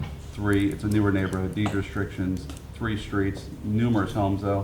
Y'all can That work could it be out. something, but like the mayor had said though, unfortunately with some of the planning that went on in the city of Newport Richey over the several past decades, you do have nice homes and then you have a triplex across the street with very low income. So that's the challenge we have, and that's why we're trying to address it almost citywide, but there are certain areas like Councilman Altman brought up where I think we are negotiable to, if we bring on these enclaves and we want to try to redevelop those areas, then yes, there's give and take. So we can discuss that this evening. Yeah. I don't really think we're thinking. Yes, sir. We're really not looking at hundreds of thousands or millions of dollars in this exchange either, whether Briar Patch is included or not. I'd like to bring up another opportunity that's out there, opportunity zones. We've got them scattered all over the county. I was looking at my district all the way down through Holiday, whatever, and I'm looking at where we're going. And Commissioner Starkey had brought up a point at our last meeting, we need to do something different along US 19. We'd like to get some industrial in there, some more commercial, won't be retail as much as a better. More residential, More residential as well. multifamily. So my thinking is, and I had approached the state the previous couple of weeks about trying to look at the opportunity zones along that corridor. If we concentrated on that corridor, if we have to do a trade-out with the state to say, instead of picking what we picked, to go look at that. So I think if you guys would take a look at what's in your city as far as opportunity zones, let's go take a look at the corridor, and if there's an opportunity to kind of change that and kind of realign it, I think we'd have a better situation for us up and down. Ms. Starkey? So I've been meeting with developers and property owners on the 19 corridor. Met yesterday with the owner of Universal Plaza, actually, and our Economic Development Office. And so we think that 19, at least in the county, is not, the retail corridor anymore. It's 54, 56, and then maybe one day 52. But for now, 54, 56. And the owner of that that mall there told me, even though they just put a whole bunch of money in to make those copper roofs, make it look better, he cannot rent out his space. I mean, and their space around there going for $6 a foot, which is crazy low. They're losing it on 19. So we need to reimagine what the purpose and the function of that corridor. And so we're looking at multifamily and light industrial even, the buildings like True and Metler Toledo, if you can find a parcel big enough, wouldn't it be great to have some more work opportunities up and down 19 corridor retail and some of this commercial, it's just not mostly working. So we're looking at incentivizing that. We're waiving mobility fees. We're doing everything we can with our carrots to incentivize that. But Commissioner Mariano, to your point about opportunity zones, what they told me was yesterday the feds relaxed the rules on opportunity zones, and they think they might expand. And so, for example, Universal Plaza bumps up to an opportunity zone, and so we may be able to annex that into that zone. So we need to be very strategic and help some of these property owners apply to have it expand. And but anyway, I think 19 needs to look different and feel different than it does today, and we are going to have to incentivize that. And Chairman, if I Yeah, could Mr. say, Wells. when she says "we," I mean, in my opinion, I gotta be truly- careful the way when I truly- say we. No, but she truly means we. I mean, you need to be involved in Yeah, that. If we all. if we do something and ask something at a state level, we all three need to do it together. I mean, those are things that, no doubt, we've come a long way since I've been on the board. It's neat to have these meetings, and no matter if we agree or disagree, we're all a team. We all want the best for the counties and the cities. So thank you. But I agree, because we can do more together, up and down US 19. Yeah, I'll go along with that too, because I just want, what we've done downtown, economic development wise, and now we have with a central coming in about a year and a half, and this fall, Main Street Landing's coming, that's about 180 units times 2, 3, 4 people per unit. So we're looking for some opportunity zones as far as employment for these people, and not just working in restaurants and Right. things of that sort. So we're looking at that, and plus we have 46% rental in the city. So, and a lot of those are, people aren't, bought those houses back in the 80s, and they still haven't really, they painted them. That's about all they've done, mowed the lawn. But there's still houses from the 60s and 70s. So, if the opportunity comes where these people make more money, then they'll go back and they'll, purchase these houses, or they'll renovate the places, and, we'll take it up a step. And I think that, if I can give an example, I hate comparing to something, but that's what they did with the Soho district in Tampa. They brought in, they got the restaurants, they got the apartments in there, and then people move out to go to work. And so, we could do the same thing here. I'd like to touch on another subject. I love what you guys are doing with your motel ordinance. One of the biggest things that's supposed to happen is when you have hotels and motels, it's supposed to revitalize. You bring in fresh money, et cetera. And these permanent stays, they're not doing anybody any good. So I like what you're doing. I'd like us to go take a look at that as well. If I could, I want to kind of get into Green Key. As you mentioned, I would love to see us, kind of like we did at Hudson Beach, we kind of paved the road all the way through, fixed the drainage in it all the way through, and now it's like people are loving to go up there and feel real good about it. I think we should be able to do the same thing in the whole Green Key area and redo that road. I like the fact that you, by the way, did Mass Ave, fantastic. Thank you. And I saw you were doing Main Street as well, so now I think if we can look at doing Green Key, fix the drainage. We kind of took a look at some opportunities we had with our staff, talked to Mr. Rivera right beforehand, and Mr. Carbella. They can work together and put a plan together of what we need to do for drainage. And then I'd like to do what we call an area-wide paving assessment. County, city together, let's go take a look at it. You guys can have your own funding source if you don't do assessments, but whatever. If you guys are going to be able to take care of yours, we can take care of ours, assess our people, and redo the whole area? Maybe Debbie, you could explain to him How you do it? our assessment program. Okay. We have a program in lieu of assessments, and we do an annual program. The city invests $1.8 million per year in its road improvement project, and we actually put the fee right on the taxes for all of the property owners within the city, and I'd be glad to talk to you about it in more detail. But it's been a very successful program for us in that it has eliminated sort of the public dissent that is sometimes associated with special assessments. The average household spends somewhere around $80 a year. Wow. And that, hits, last year we did, our main two roads were Madison and Congress.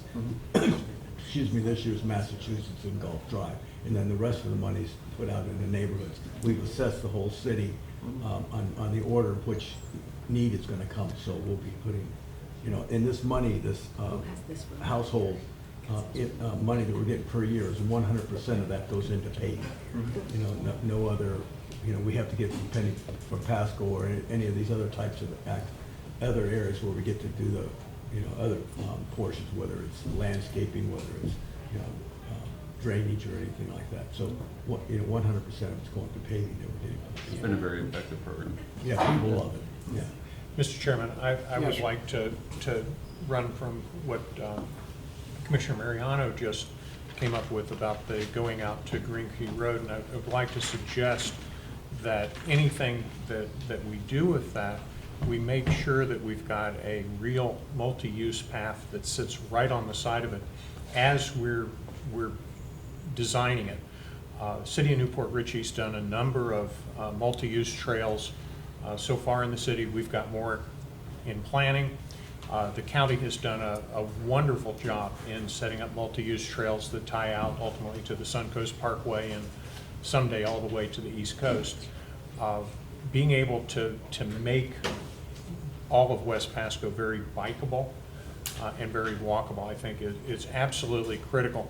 And to be able to get on your bicycle in Newport Richey or Port Richey for that matter and take a safe ride all the way out to Green Key Beach would be just a wonderful thing. I'll tell you what, if I could, Mr. Chairman. When we looked at the staff, we started from the top of Green Key Beach and walked our way back. And we looked at how much width do we have.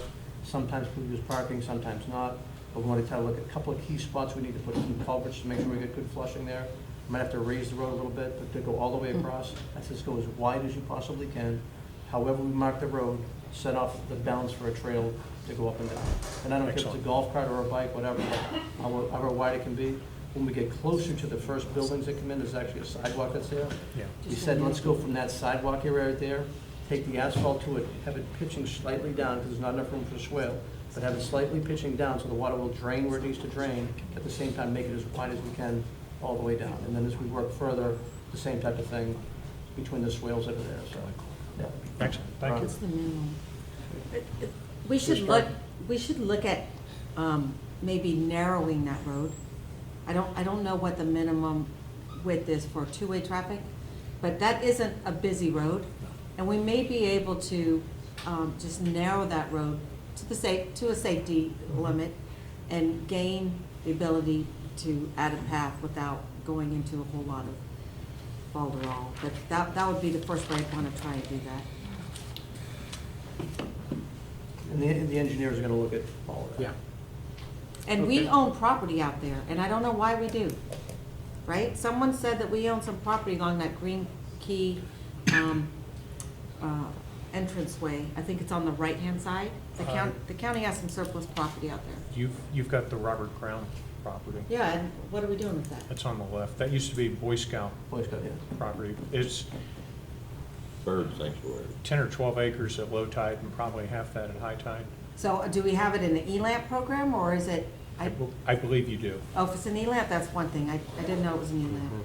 I should look. Could use a sign that says Green Key Beach out on the highway if you, or unless we're trying to keep it a secret. It's funny, I drove by, my staff drove by. All right, we've been talking around the different issues, but let's go on, let's hear from Port Richey this time. So. Sir.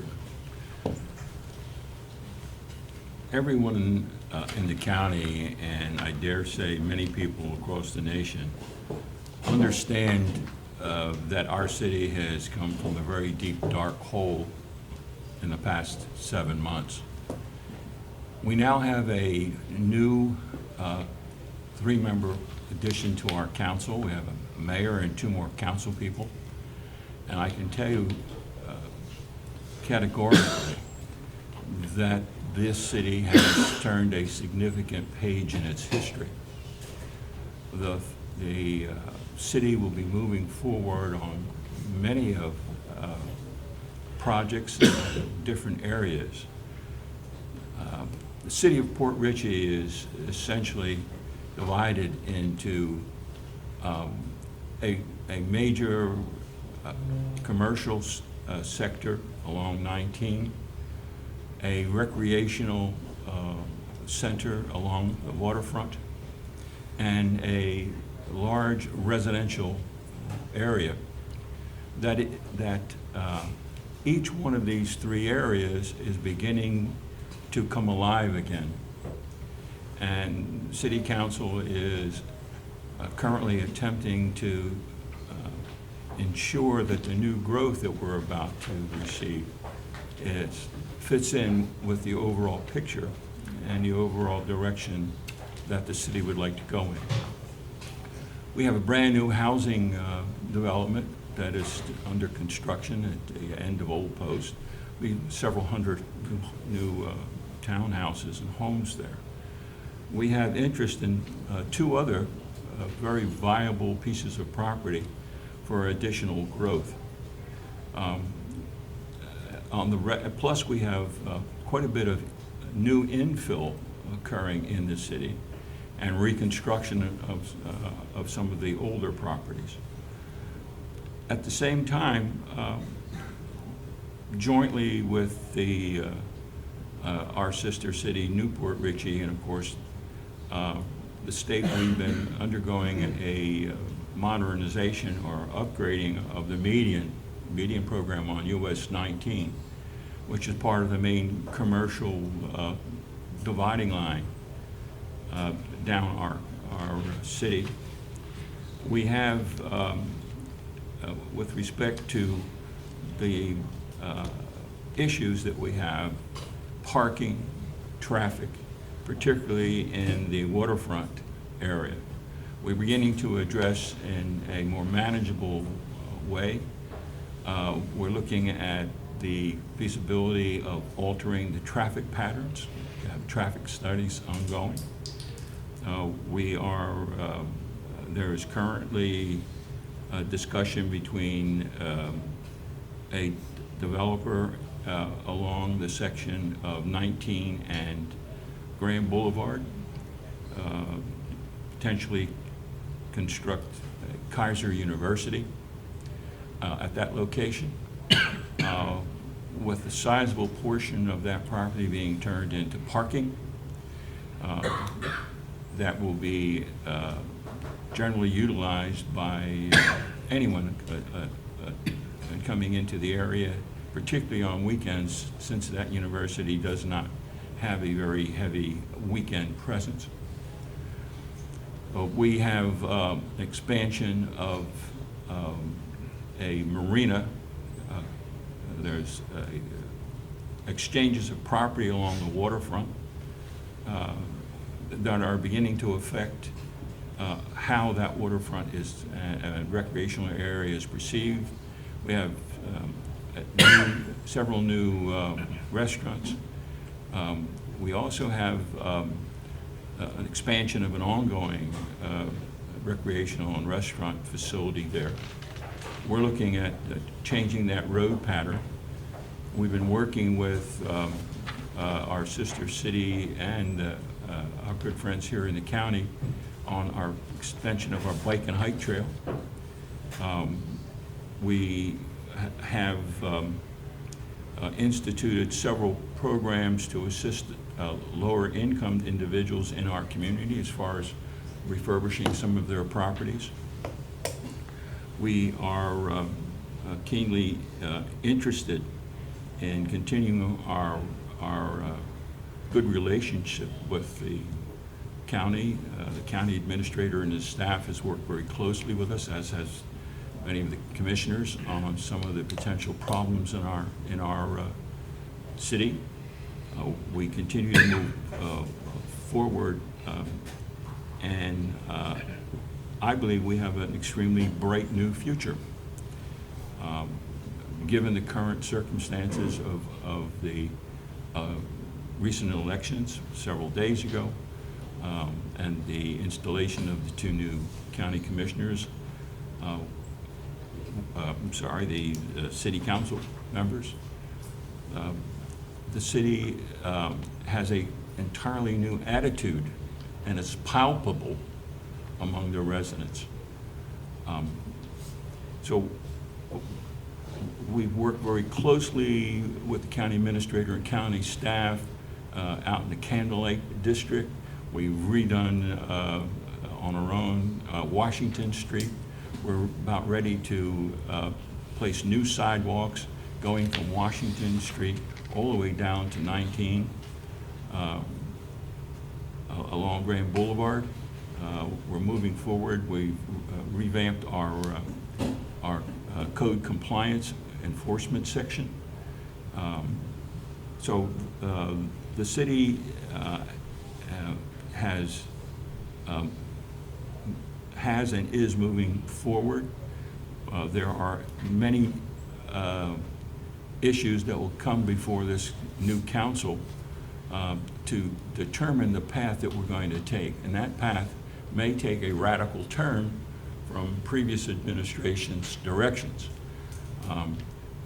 But all those turns are in keeping with the future of the city.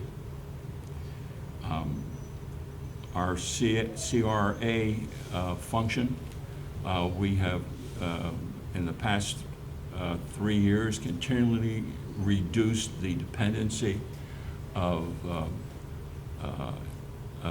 part of the budget for staff on the CRA down to from 60-something% at one point in time down to under 20% at this time, manageable, and within the next budget even further reduction from that perspective.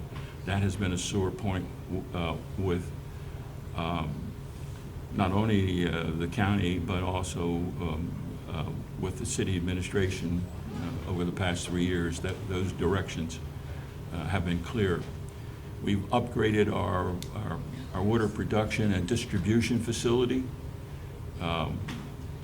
We are keenly aware of the importance of our ability to produce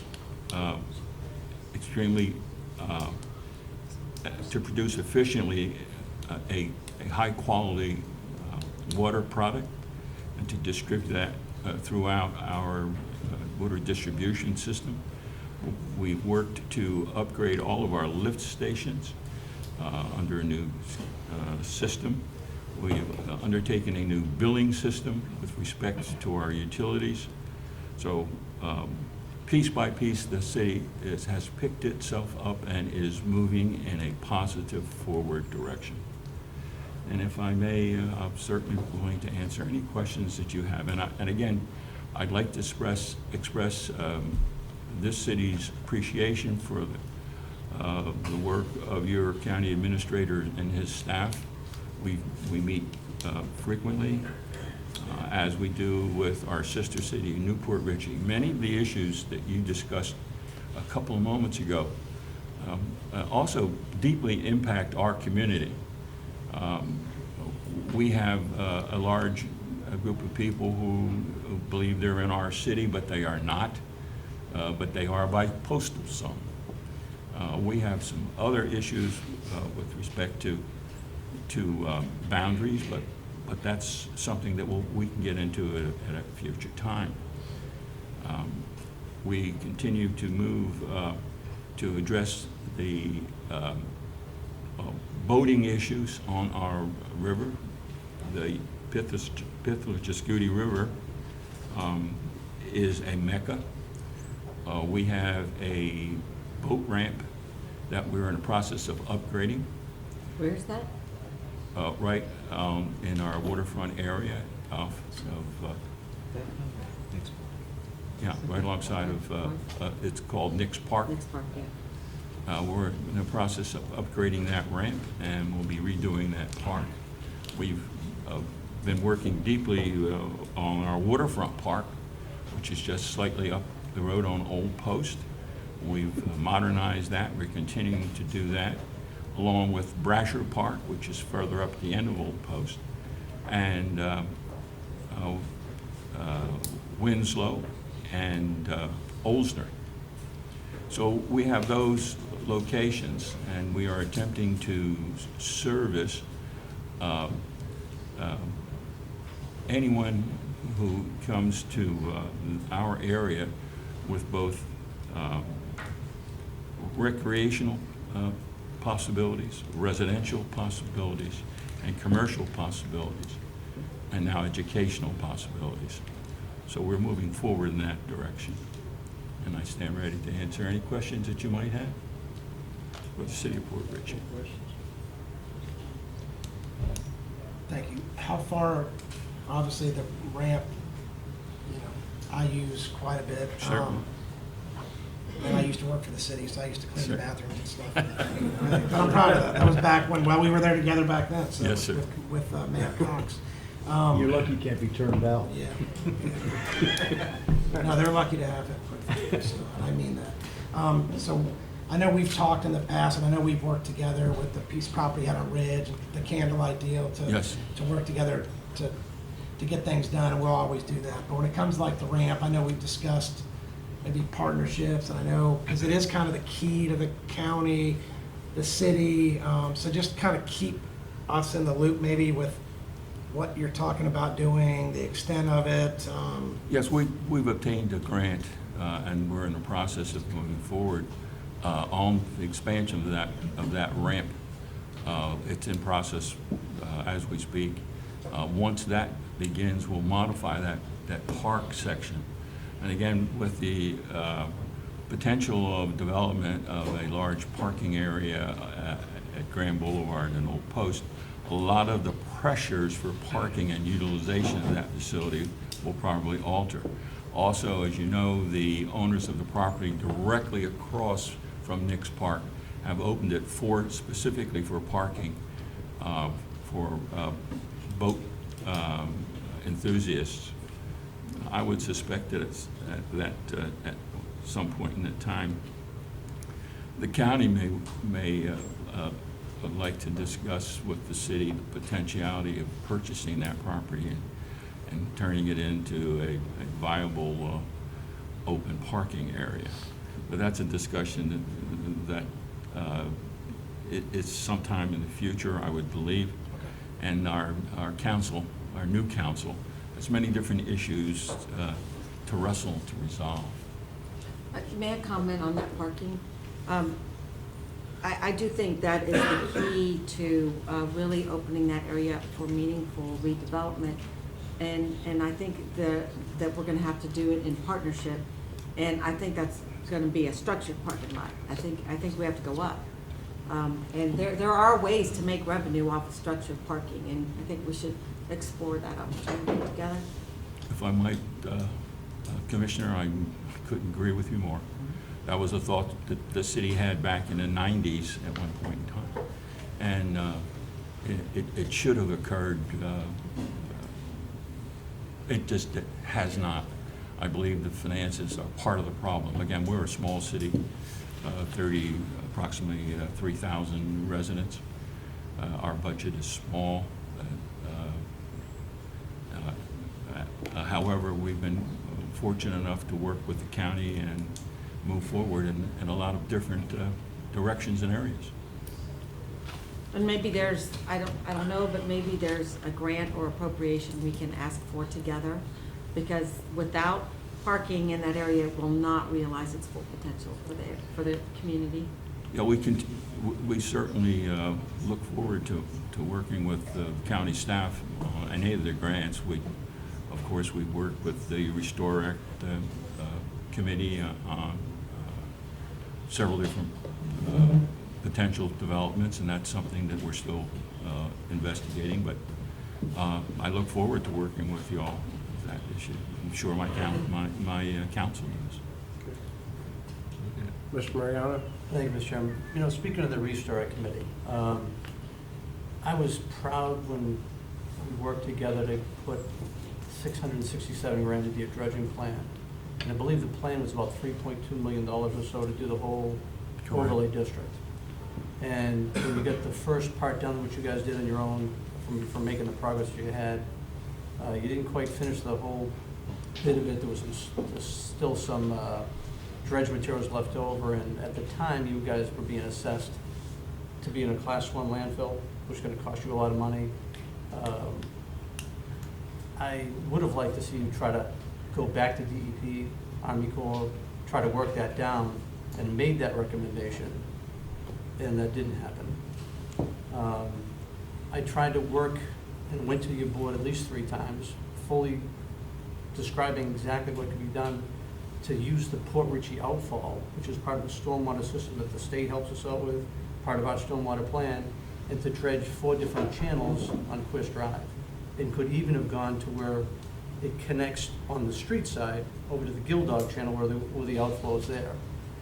And if we had taken that approach, or you guys had taken that approach, you could have taken that 667, possibly get the county to match it with their own money, which we could have freed up from other monies to use the stormwater thing, and then get the state to match half the money. And you guys decided not to. And instead, I believe it was 622 grand to dredge 1 channel. I look at the numbers now from that $3.2 million project to go dredge all those other channels. Now it's like a $20 million project if you want to go channel to channel that way. So I will say I was very disappointed with that move. I thought you guys really should have taken a look at it, and I was very disappointed with that move. That I will say that I'm going to have struggling to even endorse any more money the way I thought squandered that opportunity that was in front of you. Commissioner Mariano, I will gladly respond to those comments.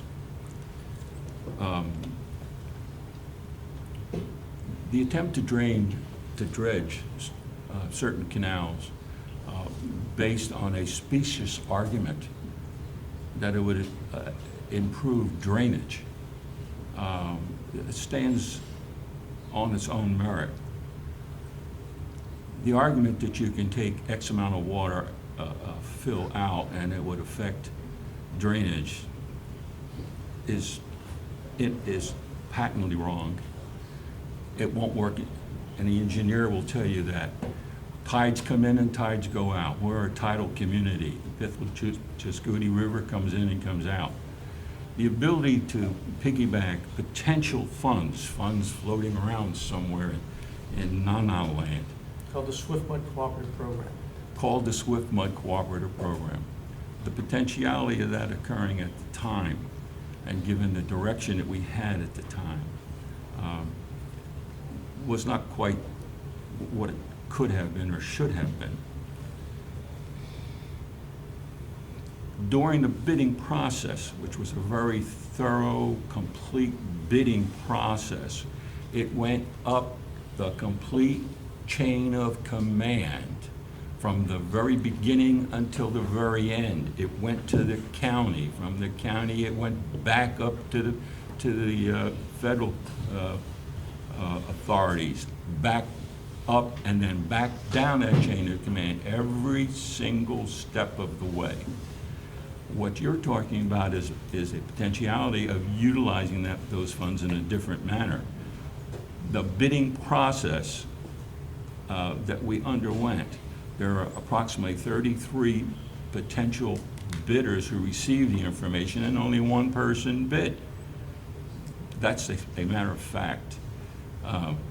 Why? Perhaps because the project was too small, even on the 3 canals that were originally proposed.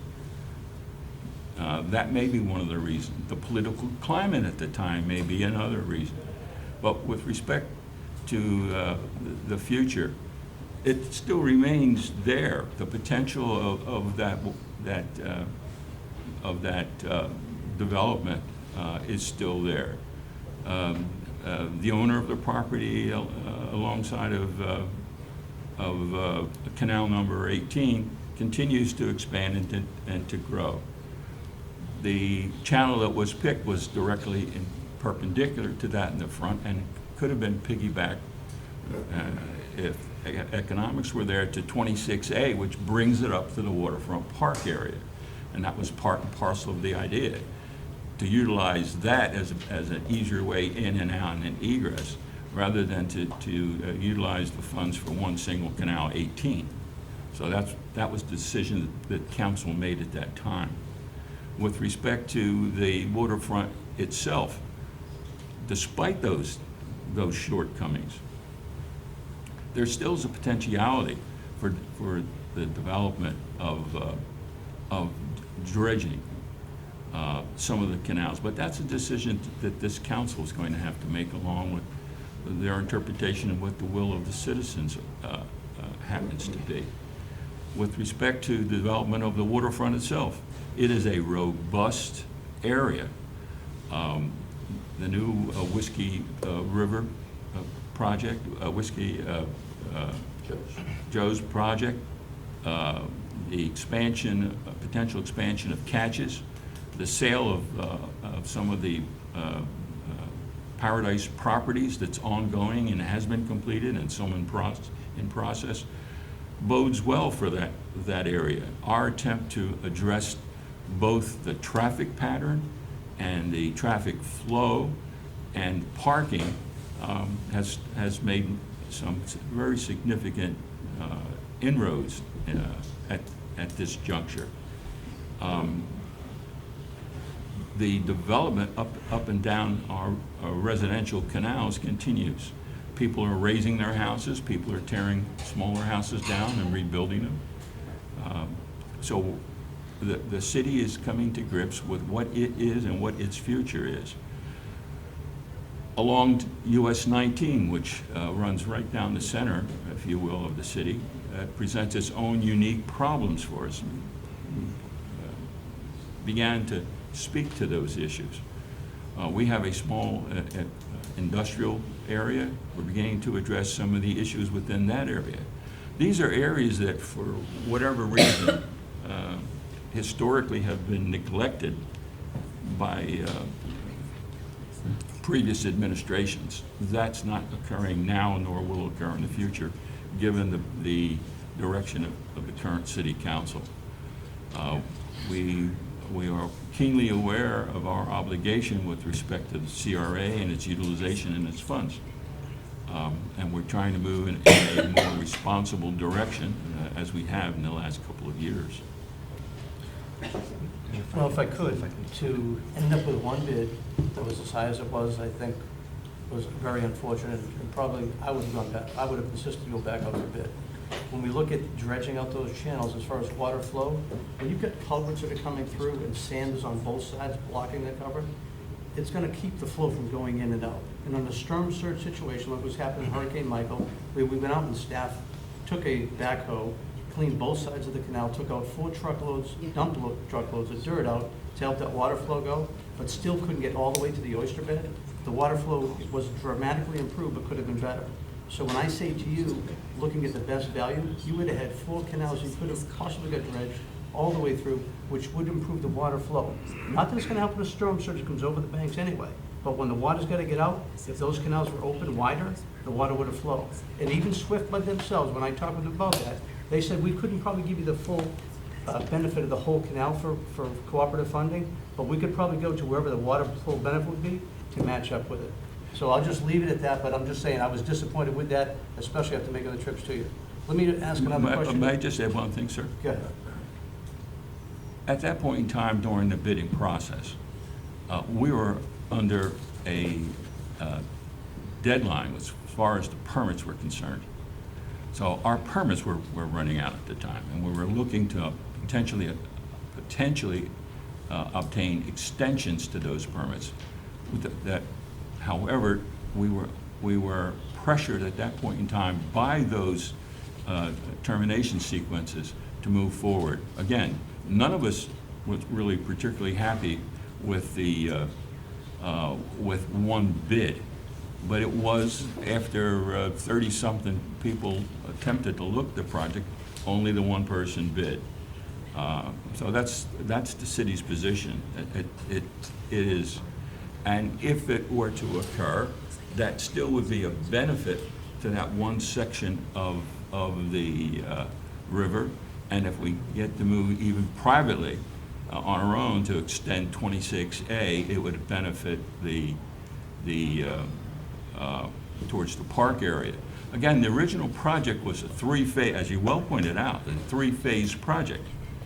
And this goes back to the efforts back in 2014 when this project started. But it was a three-phase project, and given the $1 million total number, 666 from you and 333 that we already spent on this project, it was decided to turn it into the first phase. The first phase was to include the dredging of some of those canals, some street lights, street work, and some sidewalk activities. Bidding, unfortunately, came in at 629. That's 629 of the 666, barring any incidental changes, ate up the entire $1 million in as much as we already put in 333, already expended those funds. So that's about where we stand with that project. We still are looking hard, and our council has to come to grips with the issues surrounding it. And as I told you, though, as far as the argument about the permits expiring, I told you from SwiftMud, I told you from the head of DEP, that they said submit the plan, let's go look at doing all the channels, submit it, go. As far as extending the permits, there was no resistance from DEP to make that happen. We could have worked with the Army Corps. And if I may address Mr. Mariano, this is a decision that wasn't actually made by Mr. Lupo. It was a council decision that we had to vote on. You have to understand that this was federal grant money that we were given with specific plans that we had to follow. We weren't able to come in as a council and change things because we had certain guidelines we had to follow. The other thing that we came into were deadlines. The dredging project has been ongoing for 9 years and really hadn't made a whole lot of headway until we came in as a new council. And what we were faced with is, can we dredge the main canal that in essence links the river to the bayou, which has a great need to all our citizens, which we had the money in hand. And the bid that you're talking about was 629, but that wasn't just to dredge the existing canal. We also had landfill of waste from prior dredges that were still sitting there. So a lot of that money was expended from a previous project that was kind of left over that we had to deal with financially and budget. The other problem that we ran into were time constraints. These bids, when we put it out for a long period of time, had 33 different dredging companies that would be able to work with the federal funds that would be qualified, review it, and out of it, because of the nature and the political climate in our city, as well as the nature of the bid in terms of size, only one company elected to put a bid. However, looking at bids around, it still fell within what we felt was a reasonable price for a deep water dredge along our waterfront that links our bayou to the river, which services most of our boating community. The canals that you're speaking of dredging are in essence canals that link people's backyards to the bayou. And it's our opinion, we didn't see any engineering plans or the history of Florida, DEP or SwiftMud ever coming in and funding deep water dredge into people's backyards. And having not seen that history and being up against time constraints, as well as having previous plans already drawn out from previous council that obtained the federal money, that's the decision that we made. Had you been better informed, you'd have known that you could have had the flexibility to extend with the treasurer to go further. You could have got extended to the permits. And also the Port Ritchie outflow, which is the big water body that abuts those 4 channels, is all part of a stormwater organization plan that's part of SwiftMud's property, part of the county, actually help water get flowed out to the Gulf. So it was a unique situation, which I think if you had more information, I know you were just under the gun just getting in there, but I think it could have been a much better decision. But you have to understand too, the fear of the city is having this money that goes unspent, and we lose the funding because we're unable to complete the bid in a timely fashion, and we lose our permit. So certainly that was one of the concerns that we had, and we wanted to make sure that we utilize that money for the best interest of all the people that utilize our waterfront property, our citizens. Okay, I'm ready to move on. at this time, Thank you. I think we've been moving on pretty good. I think we discussed some things that we've gotten some direction on is annexation and working with Mr. Miles with each of the cities and get some of that done. Then also I want you to looking at the CRAs and how you look at those areas and let us know what your determination is in those areas that need to be out of there, redraw your boundaries. Let us know about that. And then how you're going to, we're not allowed to, cities are not allowed to keep that excess funding. Let us know how you're going to do that, and go back through Mr. Miles with that. And this time, turn it back over to Pasco County. Well, are we gonna talk about the bike trail? Yeah, that's next on the That's agenda. that's what next on the Pasco agenda. County. Where's the agenda? Mr. Chairman, may I, since person let's to the start. table, I'm the chairman of the MPO board. Okay. We sent a letter, I'm urging you as soon as possible, I know you have some new council members on board, but we really need you to fill that seat on the MPO board. We have one MPO board member who's willing, they're running out of patience and talking about taking away your seat, which in my opinion, being a sister city in West Pasco County, it's very, very important for you to have a representative on that board. It's been several months now, so if you could go back to your council, figure out who has the availability to do so, it'd really behoove you to get someone in that chair. Yeah, that'd be a good thing. The only other comment that I wanted to make, since we're Okay. talking about it, one of the things that I see in our near future that needs to be addressed that deals with both cities and the county. The county's done a really good job in terms of utilizing money to move water and improve its infrastructure. And a lot of that money was used to move water from that Ridge Road area, down Ridge Road, towards where there's a trailer park and where our city begins. And our city obviously is much in a much lower area, so flooding is one of our biggest concerns. We have some flooding issues that are in that area as well as the Camelite area, which is where you have that funny annexation that we were talking about. And one of the things that I see in our near future is that we may have to, or may want to look at a joint venture in terms of improving the infrastructure to move that water the rest of the way across Grand and I think into the river and/or getting a parcel of landlocked land for a reservoir in terms of holding the water. But I think the best way to do that, because it does affect houses in both cities as well as houses in the county, the best way to do that is going to be a joint venture at some point in the near future. So I just wanted to say that's one of the projects that I think we're going to be coming to. We have a stormwater project that touches on part of that area, Right. the Portage Yeah. outfalls. Yes. We do have one that we're working Well, and we have through the process with Swift Mud, and I think. Hidden Lake is one of our projects we're looking in the future to help out in the areas too, so, and flooding. So, we are looking at those and we'll look into it. But that's one that we would be interested in helping, especially if there's some funding issues that need to be helped. You know, it affects our citizens as well, so certainly would be in a position to help with that. We'll get you an update on where that project is. I think that's about the 30% stage, but we'll get you an update on Okay, where that thank you. project is. Oh, yeah, those are all good projects and we're, your citizens are our citizens, so Certainly. we look at it together. Yes, sir. Did you want to say something? Yeah, I just want to touch on a couple other things. We're talking about annexation, and I don't think this is really annexation, but we're talking about exchange. I'd like to get this on the table that we're looking at exchanging properties as far as the health department downtown versus Plummer Field. And so I'd like that to move along as far as, you know, those discussions move along and see if we can get that taken care of. They're pretty close.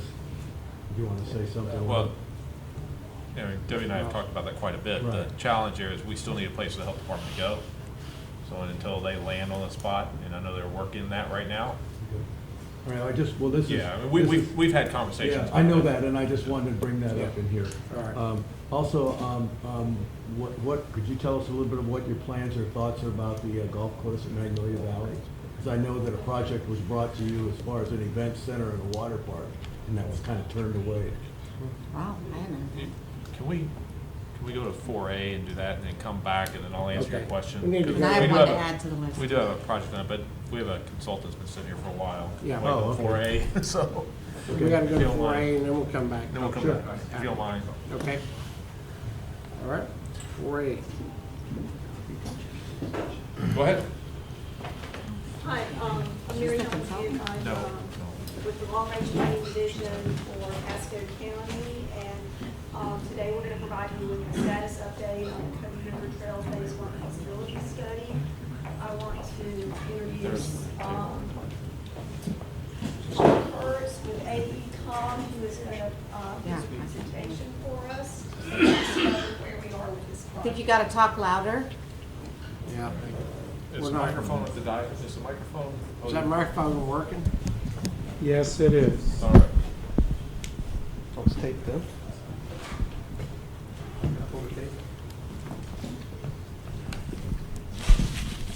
Sure. Sorry. It's all good. Just want to come a little bit closer. Good afternoon. Oops.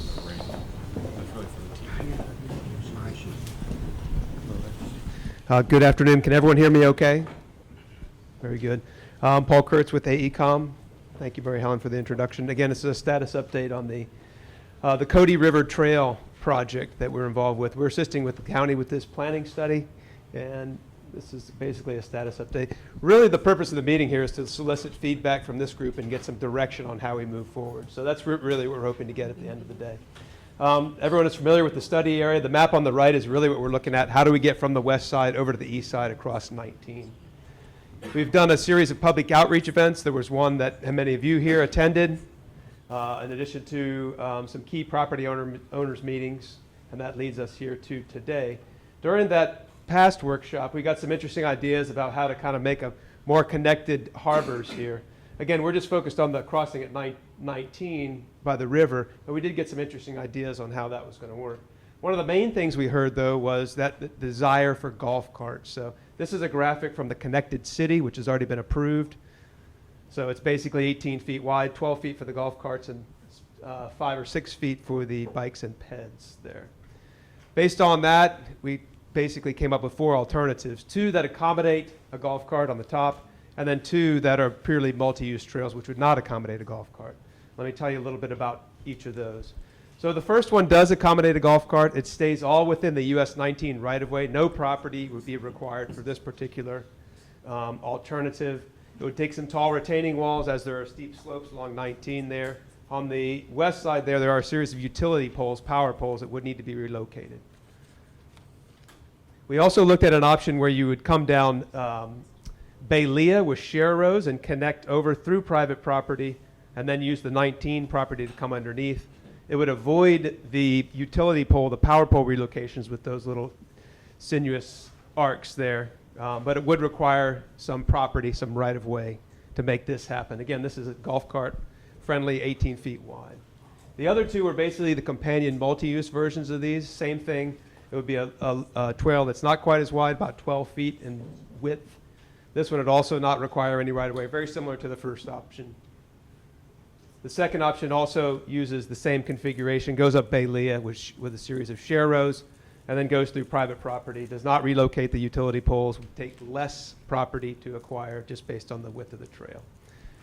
So what we did is we figured out, we got some input from the group on how we evaluate those. We've got 5 major criteria on how that works.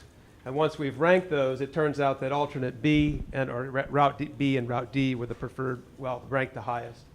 That was one that accommodated a golf cart, one that did not accommodate a golf cart. So we looked at those a little bit further and looked at how those might work. So the first one, again, is the one that does require the property taking. This would accommodate a golf cart. You come down Baylia with share rows, cross into private property, go under the river, and there'll be some little loops there that avoid the utility pole, the power pole relocation. The areas in red are the potential areas that we would need to acquire right-of-way. So in terms of how that would look, the section on the top is looking down through the bridge there. The section over water, what we heard and what we're proposing is a concrete section there. You need about 8 feet minimum there, and we propose to keep it as high as we can for flooding and future considerations. So The one on the left is for the low tide, the one on the right is for the mean high tide. Moving down a little bit further, you can see on the top is the existing very steep slopes there. In order to accommodate the golf carts, we'll need some very steep walls, some very tall walls there, on both sides really. And as you move further north, the walls get less and less. So by the time you get closer up to Grand, it'll be back to grade.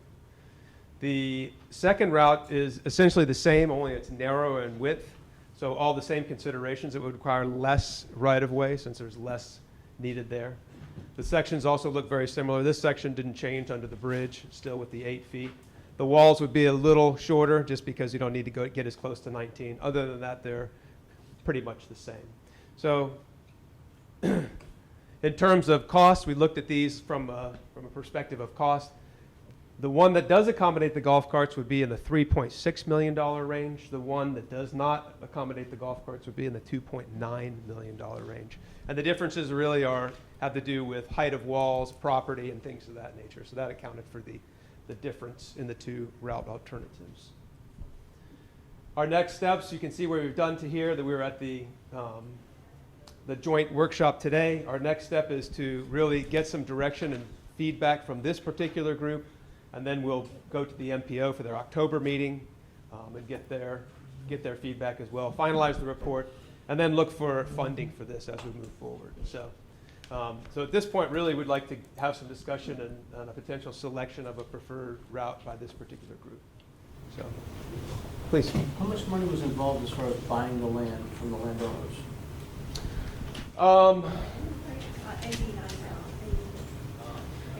The two alternates were different. I'm not sure.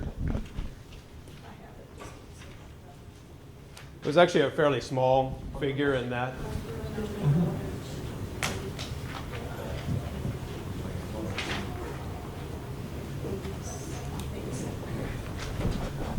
It was about 130 for the golf cart option that needed more land, and a little less than 90 for the one that did not. So compared to the total cost of $3.6 million, it was a relatively small amount.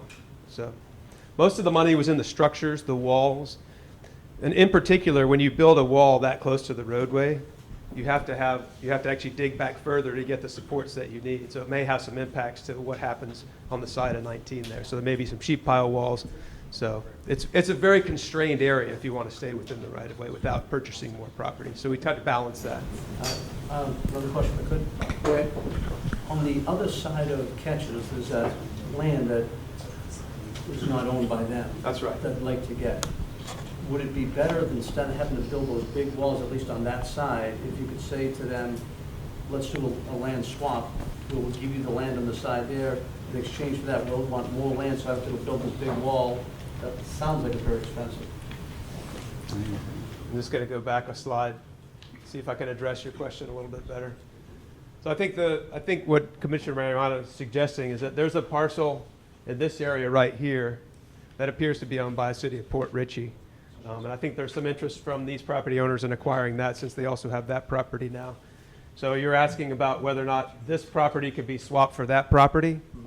So I'm not sure about how that would work, but I mean, it's certainly a possibility. Well, the point would be if you could make that swap happen, now all of a sudden instead of build the big high wall so close to it, you could move it over to the parking lot more.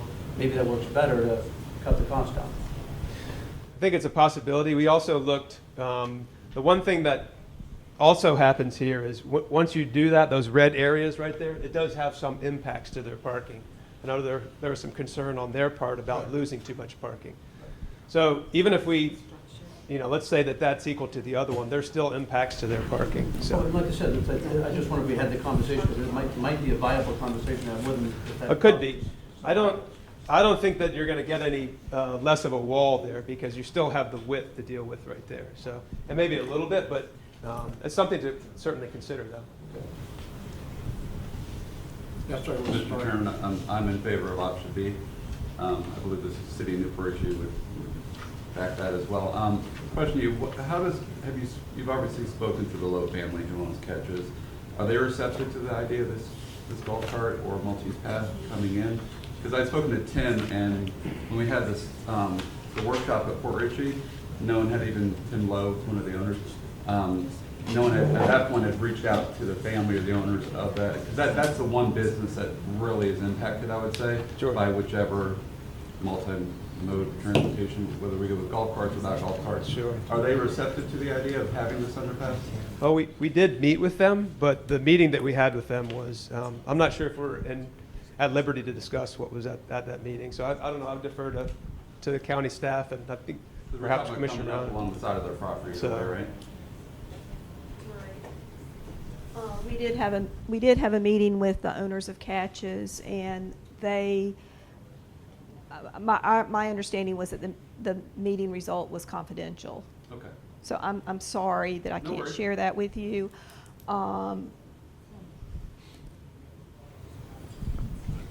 Perfect. Yes. Thank you. All right, so, well, I'm gonna say what was unconfidential. I thought there was some flexibility, which is why I was asking those questions about the cost of land to making the project work. So I thought might be some flexibility, and I did just talk about that at the piece, so everything I've just said is, I don't think it's, I'd say it's not confidential. So if they lost some parking, you're looking to, if they were to lose Because some I knew they parking. wanted that piece over there, so I said, well, if we can make this work better, because we did talk about how expensive it would be to go tight to that wall, so I said, if we have more flexibility moving over, maybe it works better, but we haven't gone further from that conversation. That's correct. Once again, to reiterate the city of Newport Beach's position, now that we're all here, and if I'm speaking out of turn for any of you, let me know, but we were looking at this with the golf cart being the huge impact for our city, golf cart access to, as an economic driver, so our residents can get under the bridge safely to go to Pasco's waterfront, which is in Portage. And so we have a lot of residents in Portage that also own golf carts that do come to our downtown that can't do it in their golf carts. They would prefer to. So that's why the golf cart access was so important to us. Is that correct? I can weigh in. Yes, sir. Yes. And Portage shares that sentiment. We're moving towards a golf cart community, same as New Portage. The issue that we have is DOT regulations that don't allow us to cross 19. And I don't know, one of the things that I couldn't tell from this is whether or not DOT was going to allow us to put golf carts across the bridge with the first plan, which was the $3.6 million, I think, that had the golf cart path, because I think that would have to be addressed if we're going to look at that bid at all. If not, that leaves us with the $2.9 million bid, which is hike and bike only. Exactly, Mayor Chairman, and that's what kind of had me worked up at the first workshop, Yep. was that, and I was worked up, and I apologize, but I didn't hear anyone talk about golf carts, and we're applying for grants for money that we're not sure if we can use for golf carts. So it just kind of, I found out the afternoon before that meeting, was totally taken back, because we had talked about using Pasco funding for Pasco, tourism funding, just wherever we can get money to make this happen. And it was a big surprise. But we can't, correct? We The can't question put is- golf carts underneath the highway. We can't cross it at grade level. Am I correct? Well, the general DOT policy is that they do not allow that. However, there are exceptions to that. Their preferred method of allowing them is grade separated. In this case, it is grade separated because there's a bridge that goes over. So grade separated meaning over or under. In this case, we're going under. So there's a process that you have to go for. And it's not guaranteed, but you have to go through the process. So there are precedents that allow for that. It's been recently changed. So just so you know, we had a TMA meeting last month, and Senator Roussan was there, and so was the secretary, and I brought this up, that this was important, and if we needed legislative help, we could get it. And my secretary has now gone to work for the senator who's in charge of TED appropriations, so, we have an ability to get someone's ear who's very important, but I mean, it doesn't make sense that you cannot go to get people under the highway safely. Mr. So Chairman. I Yes, can't sir. imagine we have a problem with it. The difference that we're talking about is spending almost $3 million for something that doesn't address the issue, or spending a little bit more, $3.6 million, and doing it right. I haven't talked to my colleagues about this specifically because we just heard these numbers, but from my personal opinion, I think it would be money well spent to do the job right the first time. Agreed. Agreed. I agree. Go for the full Monty. Had a good agreement on that. Mr. Chairman? Chairman, just, the project as it's identified, the cost reflects just the parameters that we're seeing on here. The city of Newport Richey has in its budget to do, you know, the connection, because Port Richey waterfront's right there when you get across. Our downtown is a good ways off. So we have a capital project to make that link, and I'm believing that that's the kind of the partnership effort that you're expecting from us. When it comes to money, we're having to fund that, and so we want to obviously work with you, but just adding, it's not just a $3.6 million project, it's probably going to be a $5 million project or $4 million when we make the full connection between the cities. All right, with that, is there anyone in the audience that we take public comment on this issue? So does anyone in the audience wish to give public comment this time? Anyone? Okay, seeing no one? Are we done with this subject? Because I have another So did you get trail. what you needed? Sorry, I'm not looking at you, Debbie. So, the general consensus is move forward with 18-foot trail that incorporates golf Yes. carts. AECom will finalize the feasibility study. We'll make the presentation to the MPO board, and then the study will be finalized. As part of the final part of the study, we'll be looking at funding options that incorporate the golf cart and also the next steps that need to take place to get that special exception from FDOT. That may require letters of support from the different jurisdictions that we can attach to the application form that we submit to FDOT in making that appeal. All right. Very good. Okay, so another project I want to talk about, although I think this one takes precedence, is one that Councilmember Altman and I and Debbie have been working on for a little bit. I think that was the very first meeting I sat in with you on when Michelle Baker was still here. You had just come to us, and that is what we just call the Trouble Creek Greenway. But their ELAMP is in discussions with the Shika Dance piece, though it hasn't moved forward as much as I would like. And the city of Newport Richey also has property along that right side of, I guess I should say north side of Trouble Creek. And the concept is that we would continue the bike trail, the coastal Enclave Trail around that edge. And it would come to Eagle Point Park and come through the ELAMP property that we would hope to acquire on the right. And we have some easements, and the city has some property there already. And we already have permission from Scott Fink to come through his property to connect it to the Trail 19. So we need to keep talking about that connection and keep moving it forward. So I'm just bringing it up to tell you it's still live, just not on fire. And which would also have to include the overpass at Marine Parkway, correct? What? That trail would have to include the overpass at Marine Parkway. Eventually, but it's one piece at a time. Right. Yeah. Okay. Did you have anything more? Well, Yeah, well, he was going There to was come a back. question for Magnolia Valley Yeah. that I want to Yeah. get back to if Right. we're done with this one. And I think, so that's part of the Port Richey outfall project that we're modeling right now with our consultants. And so it's about the 30% stage, and once we get done with that, we'll have an idea of what that's going to, project's going to look like more in depth. But in theory, Magnolia Valley becomes a stormwater storage area with some passive parks pieces of it, a trail and some other things that we've talked about, the board has talked about. But that's kind of the intent there.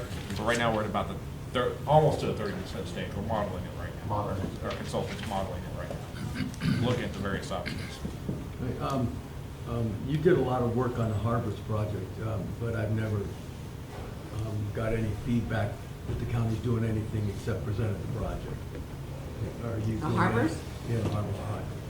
Well, hopefully you see the landscaping. And we have some more coming on the sides. Well, And there's a lot more than just the landscaping in the Harbors project. yeah, and that is the planner in charge of it over there.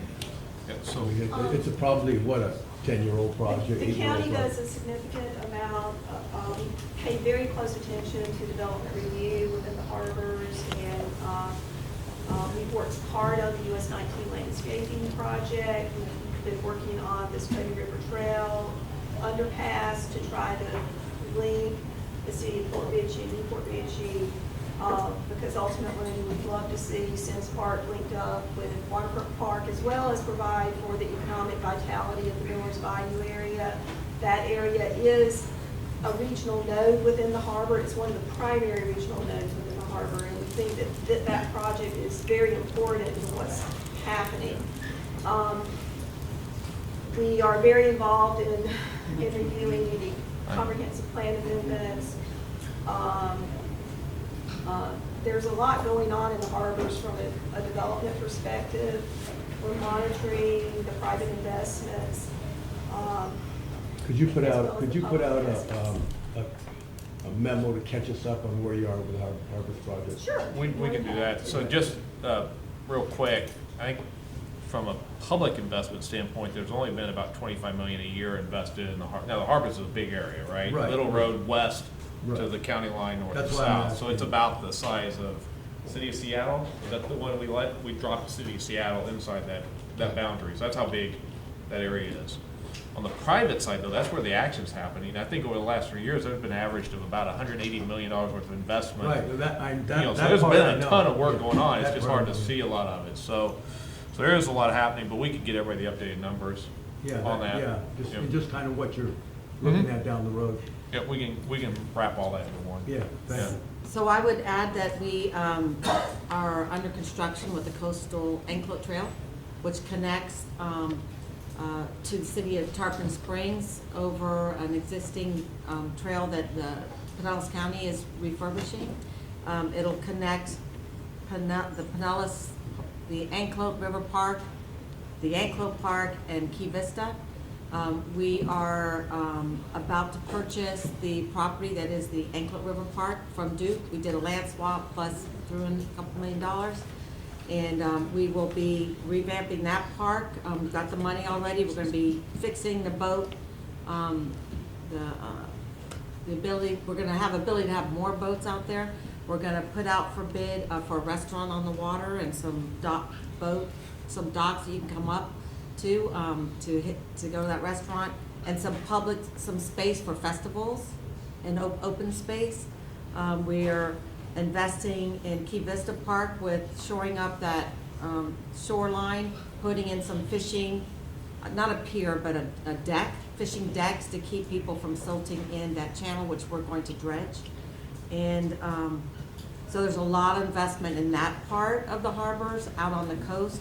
The county, when we did the bond for the parks in Wesley Chapel, we added $5 million on for better boater access on the coastline, and we're also looking at, kind of comprehensively looking at the coast and how can we better maximize the possibilities of our coastline. Because we own properties, we bought that piece of property just past American Marina, and it's just sitting there. Could be a great camping spot. So we're trying to look at the coast a little differently, and then I don't know if you want to talk about what's going on. Well, why I brought it up is because, we've got an economic development guy in the city, and we want to sell, coming to Newport Richey, and it's easy to sell if we actually have the paperwork in front of us about the harbors. We have the paperwork in front of us Yeah, we should about, get you the numbers. and Magnolia Valley, because we know that's a lot of open spots, area too, that if you approach the county, if we knew how much was going to be left after this, project you're working on. Mr. Chairman, Let's start. did you want to go? Good. This ties into West Pasco County, but all of Pasco, and just while I have all the commissioners here, this is something I've been advocating and bringing, I've spoken to each of you individually over the last few years.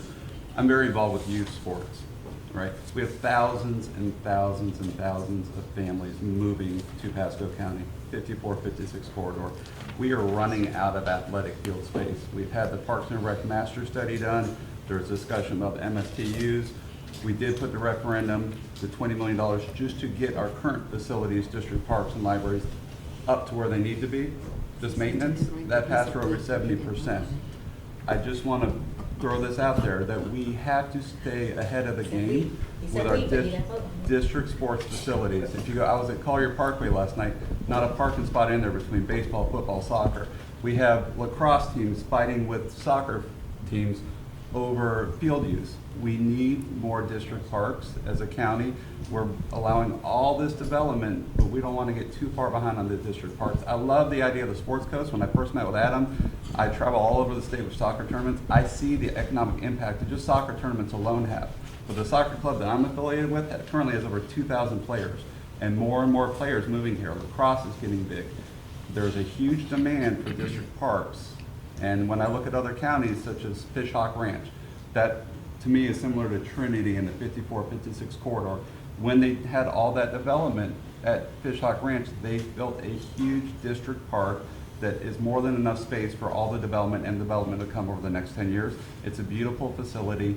You guys are doing a great job. I appreciate all of you meeting with us today, but it's something we really need to come up with a plan with, in my opinion, as a county, to try to stay ahead of the game with all these families moving Are there. you talking about You wanna tell them expanding the some plan? parks that we already have? Some parks, building new parks, whatever it takes, Yeah. because We have, and you may not know this, in the villages of Pasadena Hills on the east side, we have a super park coming there. It's 300. 300 acres. It's gonna be a super park. is that the indoor sports facility? No, that's. No, that's that separate one's- than that. that one's That's on the east side. Wiregrass. Right, so that's awesome for East Pasco. Yes, and it's east of Well, Wesley Chapel. It's gonna be in the expansions budget of the this year is stars. actually to add the last part of the diamonds and Yeah, we're adding it some things to rectangles other at parks. Starkey District Park. Starkey, That's yeah. this Yeah. year. And multi-use fields hopefully as well, not far. I think down the it's, road. I think it finishes it. yeah, it finishes it out. I can't remember what the mix between rectangles and diamonds. And then, Wiregrass will include some fields out there around the sports complex as well. Some of those will be ours to use. So, I mean, there That's are some encouraging. things There's a going lot of on. things It's- going on in different it's- parks. Well- Yeah, the Connerton There's District Park something- at some point will get. Something people need to going, so. know too, I heard someone mention it earlier today, that something about free libraries and the free recreation park and all, but I'll tell you, we all as citizens pay for those. We have the referendums to bring them upgraded. At one time, when I first got elected, the park system itself was deferred maintenance of like $24 million. So that money that's coming in off those referendums is to bring them up to where they're supposed to be. Right, and that's why when I mentioned earlier, it's very encouraging that vote passed with over 70% in favor, because that shows that the residents of Pasco understand the importance of it. Right. See, a lot of people think the citizens get meeting rooms in the libraries and Oh, other for things in free. libraries for free. We all pay that in our ad valorem taxes. So that's not free, we're paying for it. I do want to add that our parks, Keith Wiley's not here to say it, and Yeah. I don't know, is it Kathy, is it under you? I don't know if you want to speak to what he's working on. He'll be bringing it to all the commissioners, I believe, but we are deficient in parks, especially out in the Wesley Chapel area where there's a lot of growth. That Wesley Chapel Park and the other fields aren't going to cover it. And there are, and in Land Lakes, so we've got that big Angeline? So there are some more parks in that development, but we don't have the money to build them and operate them. But I do believe we will be seeing in the next year a proposal by the Parks Department that's well needed. Mr. Chairman, Just gotta vote on it. I made the free remark, but I was really trying to just They're let not you free, know. we're all paying for them. Well, you all are paying for the parks in the city, and that's my point, is that we are spending our money and opening our doors up to the county residents. Not to make that a bad thing, but, you know, the residents of the county pay into the county park system as we do, but the residents of the county don't pay into the city library system, which we open up and make free to everybody. So I'm just, you know, you all are the big dogs. I just want to make sure you know we're trying to paddle as fast as we can to try to fulfill our role. But as to planning, well, the planners here and the comprehensive plan was brought up. On October the 15th and 16th, the Florida Redevelopment Association has their conference in Tampa, and they are going to have auditor training and legal training related to CRAs. I would encourage someone from Port Richey to maybe try to attend those as well, which will be briefing everyone on the legalities of it. But there's also a program on resiliency. And with all of the county employees that are here today, I want to share I think the thankfulness of the Tampa Bay Regional Planning Council for the involvement of the county staff in this resiliency discussion. The peril of flood statutes require CRAs to incorporate resiliency or the peril of flood. The comment that we're lower and we have drainage issues are also planning issues for us in the future. Is how are the people that live on the coastal area going to live in the future if in fact the tidal comes up 4 feet or as predicted in 50 years, which is a whole other debate. But to that point, the Trouble Creek area, the areas that Commissioner Starkey was talking about with the bike trails, those are areas that don't have any sewer. They're on septic, and they're in our city's service area. And if the city can do the right thing environmentally to try to put those properties that are at risk of environmental damage onto sanitary sewer, which we could do, we would certainly look to the county to allow us to do that. I know the state statutes require somebody to hook up if we put a line in. I've had this conversation before. It would be nice for us, as we're sitting here together, to say we certainly need the support of the county when it comes to us trying to put that infrastructure in our service area, which is outside the city limits, particularly Trouble Creek, and that whole area is in the Maidham Chambers service area, so it's part of our utility service area. So our city is looking at that as we do new development to make sure that it will last for the next 100 years, because we're almost 100 years old now.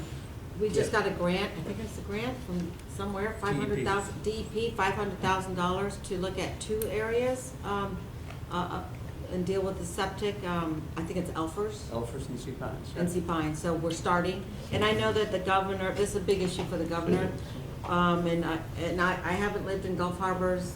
I think I've lived there, 6 years now? But I've heard that the water quality was much better years ago. I don't know if you fished in that area. And I have no doubt it has to do with poor sewer systems and septic issues. So I think we need to look at all that. Thank you. Just one more thing. I know this morning we're talking about our rental registry ordinance. I know the sheriff was there. The sheriff couldn't be there this afternoon, but I know one of the questions from Commissioner Moore was the sheriff. Do you have anything you'd like to bring forward and ask the city? And I didn't write it down. I think the actuality is the radio systems with the sheriff's department. He wants to connect to the cities. Dade City is already connected, and I think they're operating. What he was talking about was 911 and dispatch. Yeah, 911 dispatch. Just So running we out of the need, if y'all co-location haven't facility. been a part of that, and reach out to the sheriff's office and get them to come talk to you exactly about that. If you can join up with that, that helps us all, because we don't know what's gonna happen in the future. Anytime bad weather storms and emergencies come about, we like to all be talking together. In the past, 911, when that happened, even in New York City, the fire and the police and all did not talk to each other. People lost their lives because they could not talk to each other. So that was a process that happened back then that brought that forward to, we all want to be able to talk to each other, especially our emergency teams and the police and firefighters. So Yes, Mr. Chairman. very important. We've been working very closely with the Sheriff's Department. We're moving forward in that same direction. And that, okay, that's good. That's what he asked for. Since everybody, you can tell we're breaking up because women are putting their verses on it. I have to go to St. Pete, yeah. But got 6:20 I flight really morning. thought this was a lot more productive than I expected to be, and I wouldn't mind meeting again in another 6 or 8 months instead of Yeah, once a that's year. good. It's only took a couple hours and we got a lot accomplished. I knew it was gonna be productive. You were gonna talk. I just want to say thank you to the county for really focusing on the US 19 corridor to clean that up. I mean, that just benefits everybody, especially talking about the sports coast. You see that great video, things look amazing. Then somebody comes in from town going on 19 and they look around and like, that doesn't look anything like the video. So thank you for that. We really need that, and like I said, it helps everybody. I should add that our Economic Development Office, Troy specifically, who works in there has gone, at least in my district, I don't know if he's gone north yet, to every business on 19, letting them know that we have incentives to fix up your business, for landscaping, to invest in your business. We did the first one in Jack's district. We helped a distillery expand. So we're letting them know that the county's really interested in helping them improve their business on the 19th ward. Okay. With that, thank y'all for all coming today, and meeting is adjourned.